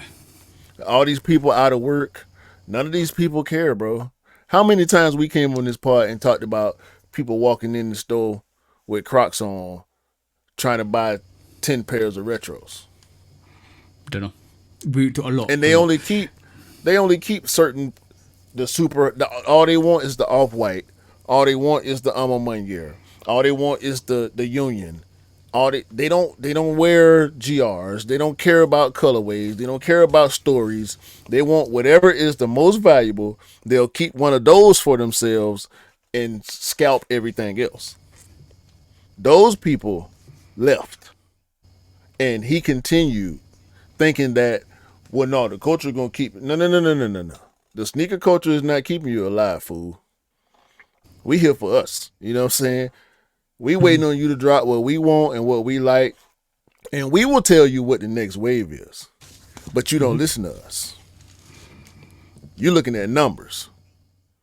How long you thought if it was up to him, the pandemic would still be going? Yeah. Let's talk about numbers quickly, right? The pandemic is like a one in a lifetime, hopefully once in a lifetime thing, right? That you can never replicate the scenario behind the pandemic. You don't know what's going to happen in the pandemic, right? Like, let's just compare the two right this moment in time and what happened in the pandemic. Right this moment in time, we're going to restaurants, we're going on holiday, we're moving freely more than we ever did in the pandemic. In the pandemic, people were at home, people couldn't go in a recession. In a recession too. In a recession too. We are in a recession at this moment in time, right? Right. So in the pandemic, we were sitting there, right? We had excess money because we were given money to stay at home. We were given, especially in the US and the UK, we were put on furlough, so we had nothing to do in terms of, we're not talking about furlough, is we were paid to stay and not work. Right. We had excess money, couldn't go out where, couldn't go on holiday, couldn't go to the supermarkets, couldn't spend excess money, couldn't spend on anything except for commodities which were like sneakers or clothing. And a lot of people invested in that time with sneakers and clothing. You can't, and watches and stuff like that, but you can't say and sit there and say, yo, it's gonna carry on, because that was an unfathomable time when there was no order and people had too much excess money, and people right this moment in time haven't got that same scenario. You can't set the same circumstances right this moment in time. So why wasn't there a transition when you know everybody was gonna start going out to less saturate the market, to make the sneakers a bit more exclusive? Like, you knew the brand Nike and Jordan brand were in trouble when they kept the same attitude in terms of releases post-COVID. You knew it was in trouble because you knew they cared about the figures too much. And when they cared about the figures too much, they're releasing more and more and more to keep the figures afloat. And then that's not sustainable, bro. Who told this CEO that was sustainable? Bro, shout out to Egot Souls, shout out to Eric. He spotted it, we spotted it 4 years ago, and 4 years down the line, this guy who messed it up is getting released. Yeah. He might he may as well have invested in the resale culture himself. I don't think the brand was going to ever let him do that because he does have bosses. CEOs have bosses too. CEO is a Yeah. position. A CEO Stakeholders, doesn't bro. mean you're right. So, and just based on the fact that the stock shot up 8% as soon as word got out that he was replaced, lets you know that people was waiting on him to get out of there. Yeah. What he should have done, and if I was in that position, what he should have done was take his big two knackers out and literally say with his chest, "That was COVID. We're back to normal. Forget the COVID era of 2-3 years. Let's look at the figures pre-COVID because that's what we need to go back to, right?" That never happened. He wasted it. I wager he wasted a lot of money producing too many sneakers. That, and also I think he didn't have the guts or the balls to say to the board, this is not sustainable. 100%, bro. Of course not. That's not in his best interest. And in the corporate world, it's more fake it till you make it than be honest with everybody. Yeah. 9 times out of 10 in the corporate world, people gonna tell you what you want to hear to be able to keep their paycheck coming. It's not about explaining and apologizing and getting a second chance. People playing with that much money ain't giving you no second chance, bro. They gonna find the next best person, and that's what they did. And maybe they should have been considered co-CEO, more control over certain aspects. Because Donahoe did well when he came in, but he also had the pandemic to lean on, and now you ain't got this crisis to lean on. No, it was a massive illusion because I think anybody put in that position in COVID would do well. It's how you transition back from COVID, which is ridiculous times, to right this moment in time when people have less money, people have less income to spend on commodities. That's when the telltale signs of, how are you going to maneuver? And there was no transition. Look, bro, I'm going to be honest. You can't build a business on 10 years.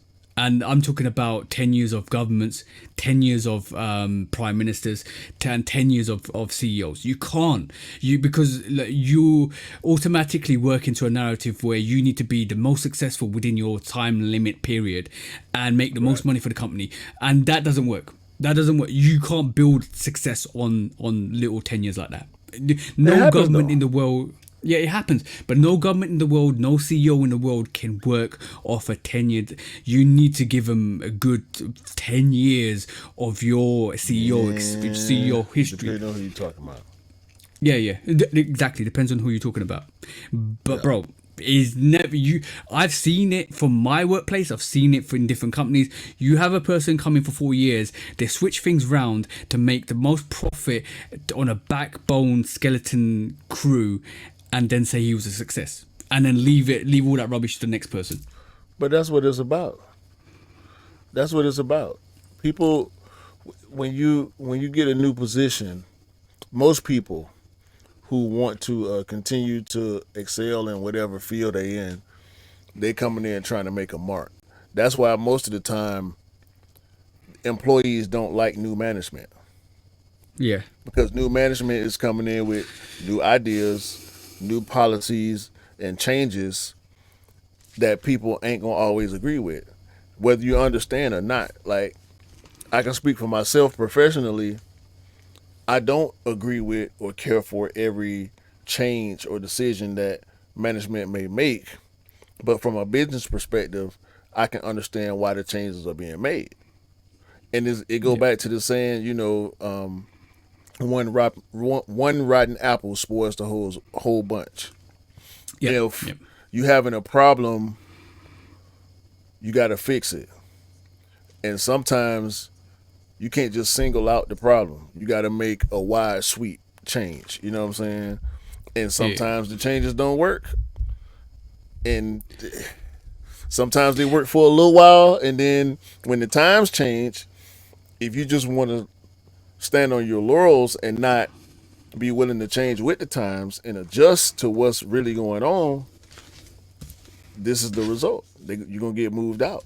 The longest tenured bosses change with the times and make adjustments through different eras and periods. You know what I'm saying? Like the world changes with generations and technological advancements. If you can manage to keep up with that stuff, you'll continue to be successful. If not, you got to move around, and we got to bring in somebody that knows what's going on right now and for the future. Do you feel Nike was reactive over the last 4 years? Because it feels like that way. Because you're supposed to be leading, not being reactive. You're not supposed to be reacting to what's happening in the current market, which is good though still, because you are adapting. But you need to have a plan in place to work out what you're doing first of all, and then be reactive, because you need to be navigating with the aspirations in hand first, and then being reactive to what's being given to the public, because you respect that they're going to buy your products. That's the way it should be. Not the fact that, pandas are selling out, let's release them more. Oh, Jordan 1's selling out, let's release more. No, that's being reactive to the market, because that at that point in time, that's what people want. Your next step should be not what people want, what people need next. Your AI came on board. We didn't see Nike do the first AI stuff. We saw other people do Nike's AI. Then Nike jumped on it. Let's be honest with that. I wouldn't even call it a jump on. It's not, and I don't think it should be. AI is to be used in different avenues when it comes to the sneaker culture. In my opinion, I don't want AI designs. I don't want generated products. I want designed products like we've been getting forever. You know what I'm saying? But in the spirit of what you're saying, you 100% correct. He dinosaured his way through the past few years, and sure, the numbers are good, and he did some good things. I'm pretty sure we got some stuff that we love because he was there. But we had a whole lot of bad times too. So, and the numbers show, like with the uprise of a lot of these other companies. Yeah, it was really there's a lot to blame. Let's be. I'm trying quickly break this down. There's a lot to blame. It was interesting to see that 10%. The Nike stock increased 10% with Elliott coming on board, which is crazy. Yeah, Elliott Hill coming on board, 10% rise. We saw that. That's a dramatic change. Are you gonna blame Donahue for Nike's oversaturation leading to the sneakers going to other brands? Are you blaming it on him? I don't think that's why people went to other brands, but I definitely put the oversaturation on him. Okay. I had two questions before we close this out then. Are we going to see the sneakers that we're seeing in 2025? With the new change in management, are we going to see those sneakers? Maybe, maybe not. Depends on what's already in production. Good answer. I think we might see I'm going to say 60 to 70. I did say 80 before. I think 60 or 70% of those releases are getting cancelled as soon as 2025 hits. If they were ever really real. Yep. Good, because Nike don't need to say anything. They won't release it. Like I said, it ain't shit for somebody to leak some rumor or some. Bro, they itching for it, and the content creators pay for it. Yeah, they're just gonna blame it to the brand. Don't let these folks think it ain't payola out here. They paying. Yeah. They're just gonna blame the game. They say we never said those were coming out. These are stuff that you want, and then eventually they will bring them out in the next 5 years. Yeah, easy to say. Easy to say. Last question for you then, bro. What would you like from Elliott? It's too much to summarize at this point because it's so many issues. And at this point, I think he's kind of coming in at a good time because the sneaker game is pretty shallow right now, and there's not a lot of hype. So I think he should continue with bringing back coveted retros and slow down on the stuff that's sitting around. Like we don't need a 4 every month. We don't need a 1 every month. We don't need random dunk colors every month. Um, at such a high rate, such a huge stock rather. Mhm. But they gonna do what they gonna do. They got to produce a certain amount of stuff. They have to get back to making us react Mhm. because a lot of I this stuff feel you. is that we're not reacting to it the way we once was, and that's when we talk about us. That's my thing. Like it's don't get me I wrong. feel you. It's a lot of dope stuff out there, but the hype just ain't there, bro. It's not. It's they did too much. They did way It's too much in such a short amount of time.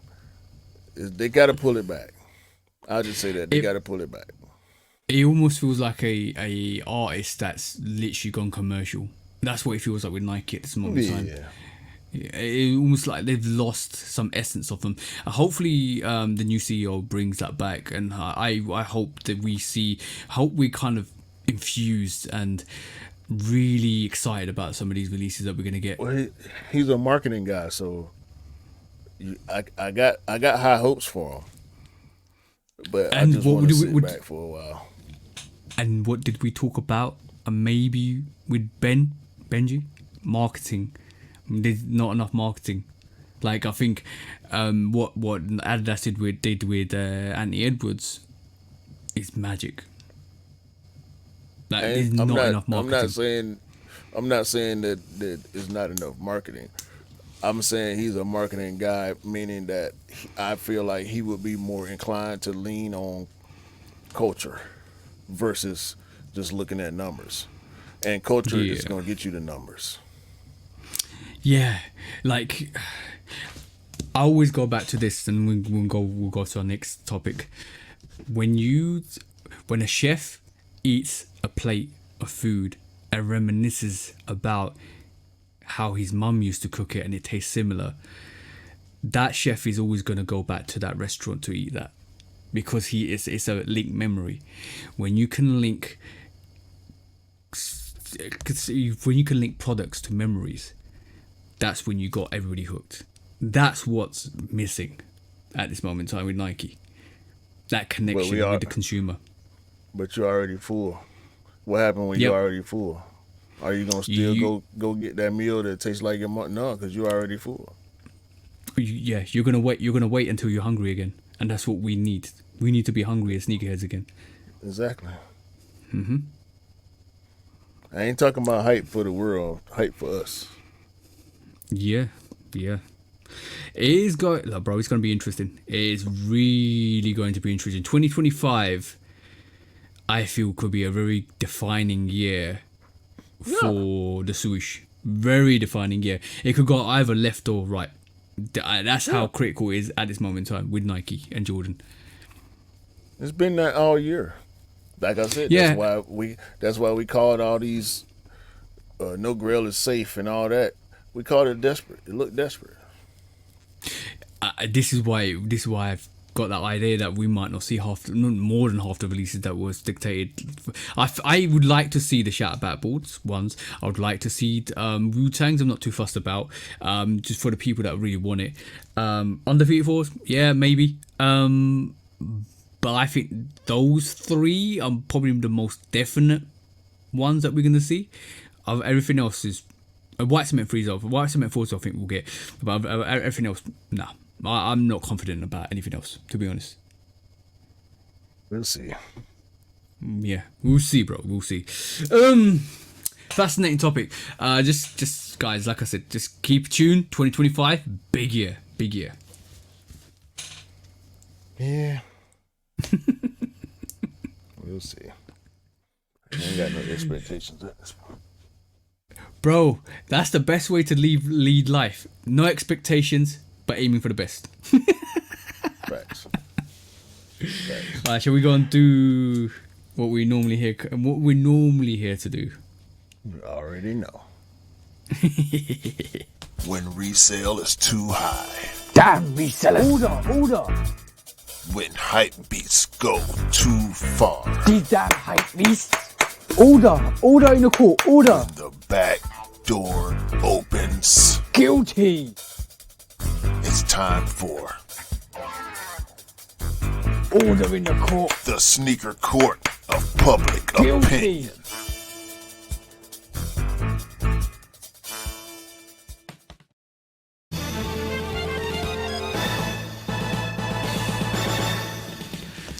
Guilty! Welcome to Sneaker Court Public Opinion with me, Judge, Public Opinion and Executioner. Welcome back. This week we have a court case which was pretty much last week. It is Anish. We are bringing your court case to the forefront. This is Patter. We discussed this last week's unreleased episode, which never got released. So Anish woke up at 3 o'clock in the morning on the Friday. Went to Patter, lined up, was a 6-person in line. Everybody turned up at 8 o'clock. It was dictated to be a first come, first serve release. It wasn't a first come, first serve release because they started picking up people, random people from the queue. And then basically, Anish didn't cop a beer. And nor did the person that got there the night before at 11:30 p.m. Didn't cop a beer. Yeah, bad on Patter, bad on the release.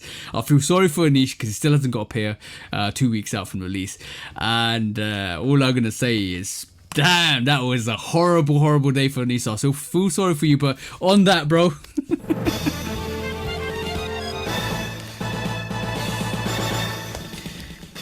Guilty. Don't dupe us. Just give us the release. Go on, say what you want to say, bro. Well, the thing is, he said they announced that it was first come, first serve. Yes, they did that. He went and did her early morning lineup, and that's how it happens. You know what I'm saying? I'm happy and sad that you had that experience, Anish, because I don't know how many 3 o'clock lineups you've done, but I've done quite a few, and I think it's sort of a rite of passage. I feel like if you've never done a real lineup, you haven't fully experienced the sneaker culture. No. Going to conventions and, having people recognize you're fresh in the streets is part of it too.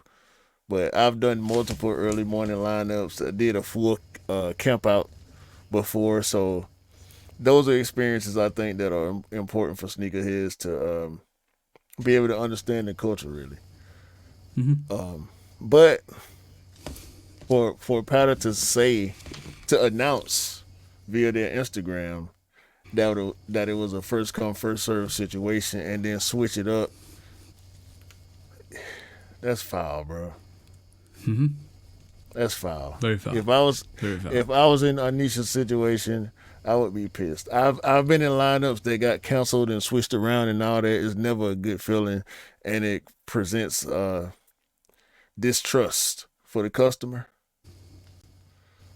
So that's trash, Patter. That's trash. What you want to give him, bro, this week? We ain't got to give them nothing, bro. I'm pretty sure everybody that didn't get a pair is going to be less likely to go there. So they done lost customers.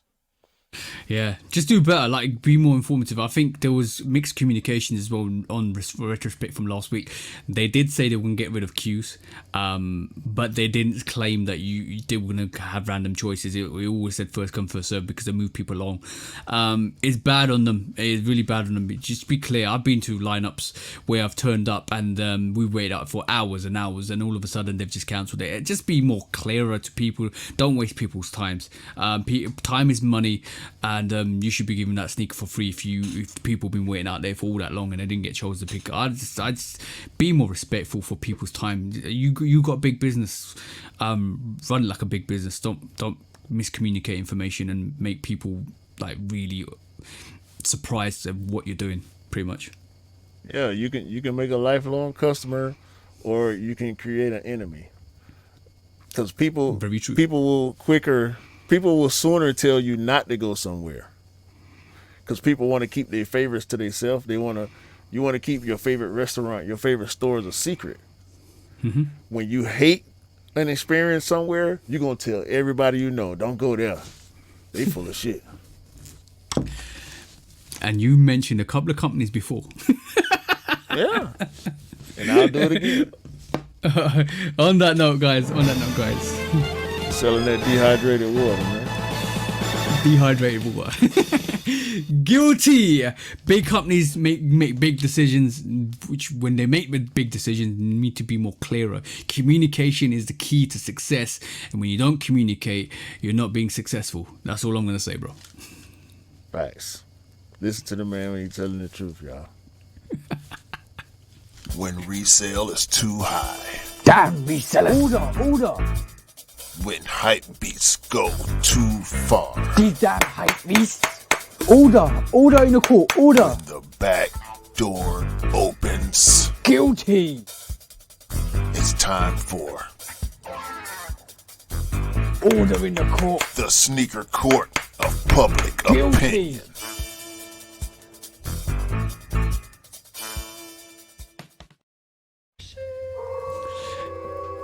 Hey, let's round the show off with some discounts, shall we? Yeah. I ain't gonna delete the show this week, y'all, I promise. Yo, bro, right. It's been a good show. Don't delete this one, bro. I think it's a better show than last week, to be honest with you. Really? Yeah. So Okay. I ain't mad. Right now I'm not mad. This time last week. Look, no, bro. Let me just download it. I'm gonna download it too.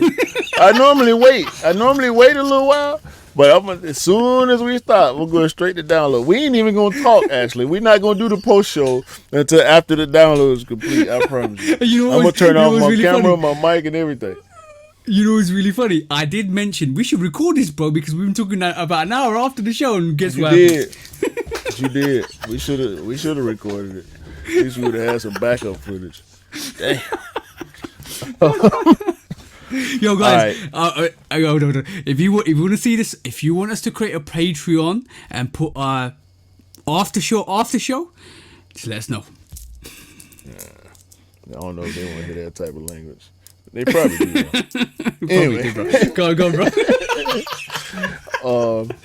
as I think my Timbs just shipped out. Hey. I'm gonna show them to you. I ain't gonna do no review. I might do a review. You never know. I'm gonna do a review. I'm gonna do a review for sure.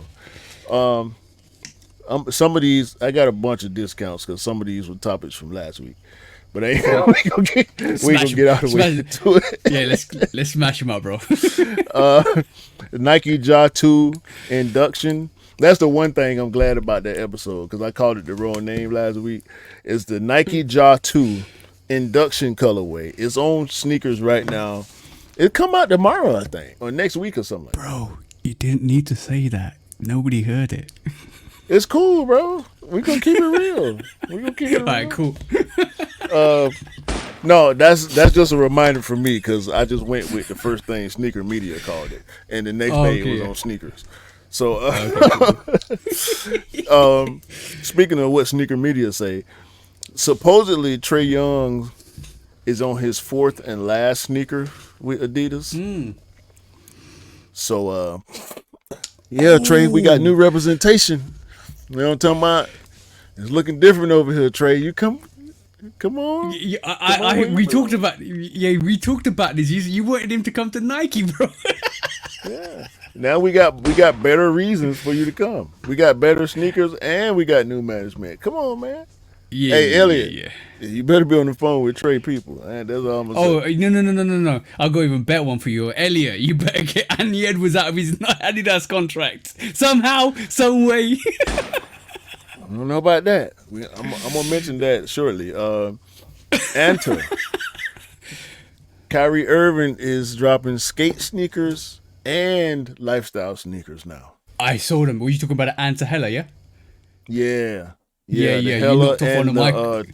and the Tribe is the skate Yeah. sneaker. So Yeah, watch out for that, guys. You basically covered one of my quick strikes. Discount something. oh damn. No, that's fine. That's fine. We're on the, Okay, we're on the right page. It's facts. Have you seen the Converse Transformers collab? Yeah. I've seen it. Yeah. There's a pair of Chucks with Optimus Prime on the outside, because you know the stars on the inside, and then there is also a Megatron pair. I've seen that. Yeah, I've seen them. Yeah. We know Nike owns Converse. What am I thinking about, TJ? Transformers 4 or 5 or 5s. I said Transformers 4 because I'll be dope shoe, but I just realized Transformers 5 is a very, very special shoe as well. Elliot. Matter of fact, let me hit him with the ET.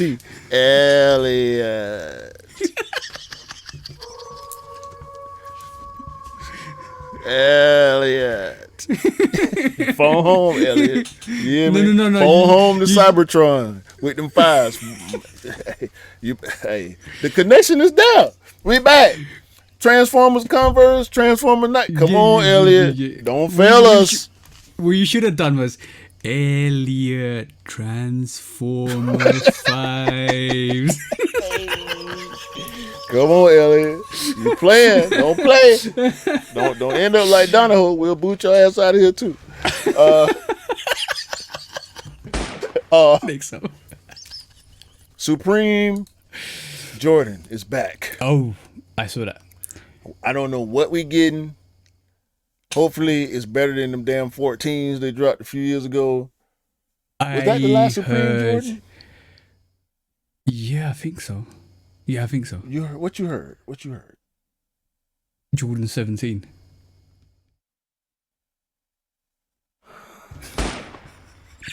Okay. It might not be true. That's what I've heard.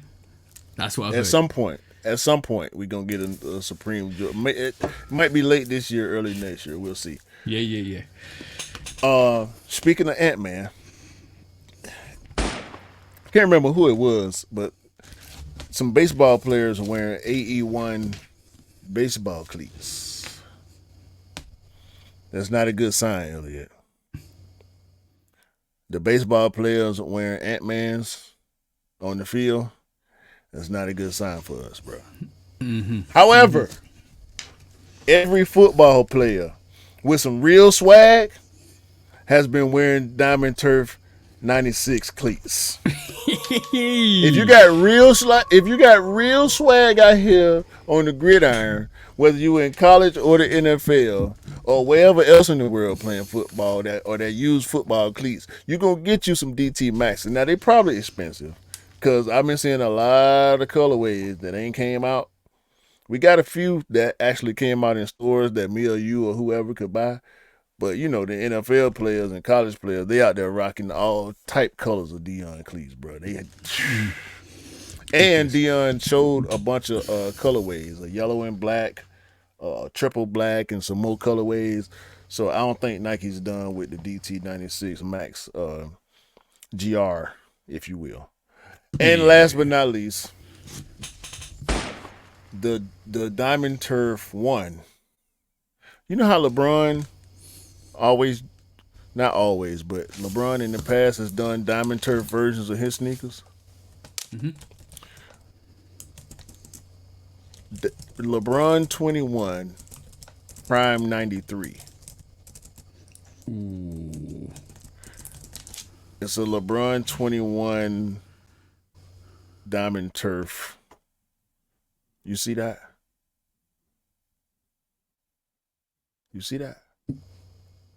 I can't see it. You showing me something? Hold on. I got it. I had it. I did not got see that at all. I got it. All right. While Q is doing that, I'm just gonna add 2 quick strikes. Got you right here, 2 got you discounts. right here. Okay. I got you right here. Quickly.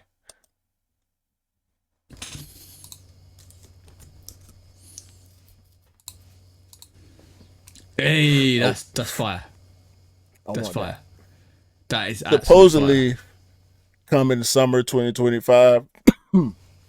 Excuse me. It's making me cough. It's so nasty. I want it. That's fire. All right, cool. This week also we saw Don C's got some samples of some Jordan 1s and Jordan 4s that weren't released, and just because they're Jordan 2 Don C is one of the most epic sneakers. Did you see the gold ones? Yeah, that's what I saw. The gold that's what I'm talking twos? about. Yeah, gold 2s, and what I saw like almost like a US colorway of a Jordan 1. Bro. I can only You know what? imagine. No. You don't know how big this is. If they're starting to mention Don C, that's all I'm gonna say. Last, Nike trench coat. If you wanna, who's that guy at The Wire that passed away? Passed away. Reece. Brian Cranston ain't died, did he? The one with the shotgun. I can't remember his name, bro. So apologies, guys. Wait. The Wire. You said The Wire. Wire, yeah. Why am I thinking about Breaking Bad? You talking about Michael K. Williams? Play Omar on The Wire. Omar, yeah. So if you want that Nike Michael trench K. coat, Williams, sure. R.I.P. You know what? I just my brain just went blank there. But yeah, if you want that Nike trench coat to go and be Omar on the streets, you can get it because they're gonna release a Nike trench coat for you guys. Might be in the market. Mob ties. I still you need might to be in get the market. overalls. Bro, the overall, they've been sitting. I'm waiting the on overalls with a trench coat. With a Nike boot, or even put a Timberland boot on, who cares at this moment in time? That's a dope fit. I wouldn't do the overalls in the trench coat. It's either or. You're right. It's either or. It's too much. Yeah. I think that's a clash of styles. Like Suit, trench coat, boots, standing on business. If I was gonna do the trench coat, it would have to be at least casual, like formal, casual. You know. Yep. I feel you on that. I definitely feel you on that. I ain't seen that. I'm gonna have to. Matter of fact, let me look that up right now. It's on the socials. It's definitely on the socials. Go and look at it. I think so one of the social platforms have probably got it. But that was all of the discounts for this week, guys. I just want to say, while we were talking on this pod, bro, a couple of retailers have just reached out to me. Not because they want to give me free stuff or something like that. It's just the fact that there's sneakers that are releasing today and tomorrow, and the sneakers are sitting, and they say, you know what, these are still available if you want them. That just goes to show the signs of the current market. Retailers are trying to get rid of pairs. You should. If, like I said, if it's an exclusive sneaker, go for it. But you should definitely sit back and wait. So if you want the Jordan 1 Navies, wait. If you want Ammerman Year 4s, wait. You've seen what's happened with the Ammerman Year 3s, wait. That's all I'm going to say. Retailers are finding it hard to sell their sneakers, so this is the prime time for buyers. Just be patient, get your sneakers for discount. That's all I'm going to say, until that changes. And when that changes, we'll talk about it. Right. This is a tech fleece coat. Hey, Nike, get some better models, bro. These dudes don't do it right, bro. Yeah, the Nike swag fleece be coat. off. Yeah. I hate Nike models, bro. They be looking so disappointed in what they wearing. I'll show y'all how to put this shit on, man. I need to do some headshots or something. Try to get some Nike ads. Got to show them how to do it, bro. Got to show them how to do it. Anyway, this was episode 133.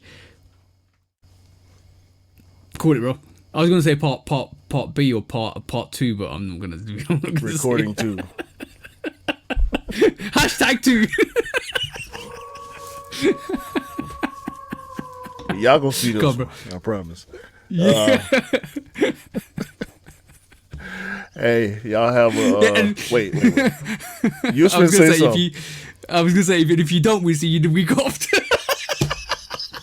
but they wouldn't be able to hear that either. I'm pouring this whole juice, bro. We appreciate bro. everybody, the viewers, the listeners, the supporters, the bros, the sisters, the family, the friends. We're here for y'all, all right, and the community at large. If y'all decide to wise up and listen to Manifesto when he tell y'all that I'm on my ears was not finna be moving. So, with that, have a great day, great week, great month, and a great fourth quarter of this 2024. We're going to close it out strong, all right? So, we're going to buy what we like, no matter if it's sitting or not. And we're going to rock what we like. And we're not going to believe the hype because it ain't no hype right now anyway. You know what I'm saying? And sneakers don't make you cool. You make the sneakers cool. That's going to always be the case, whether it's hype or not. Because like I said, these Nike models trash. Yeah. We out of here, man. 1:30. Yeah. Episode favorite, man. Peace. Yo, mixtape Pluto out now. It's dope too. I need to listen to it. Bye. Bye.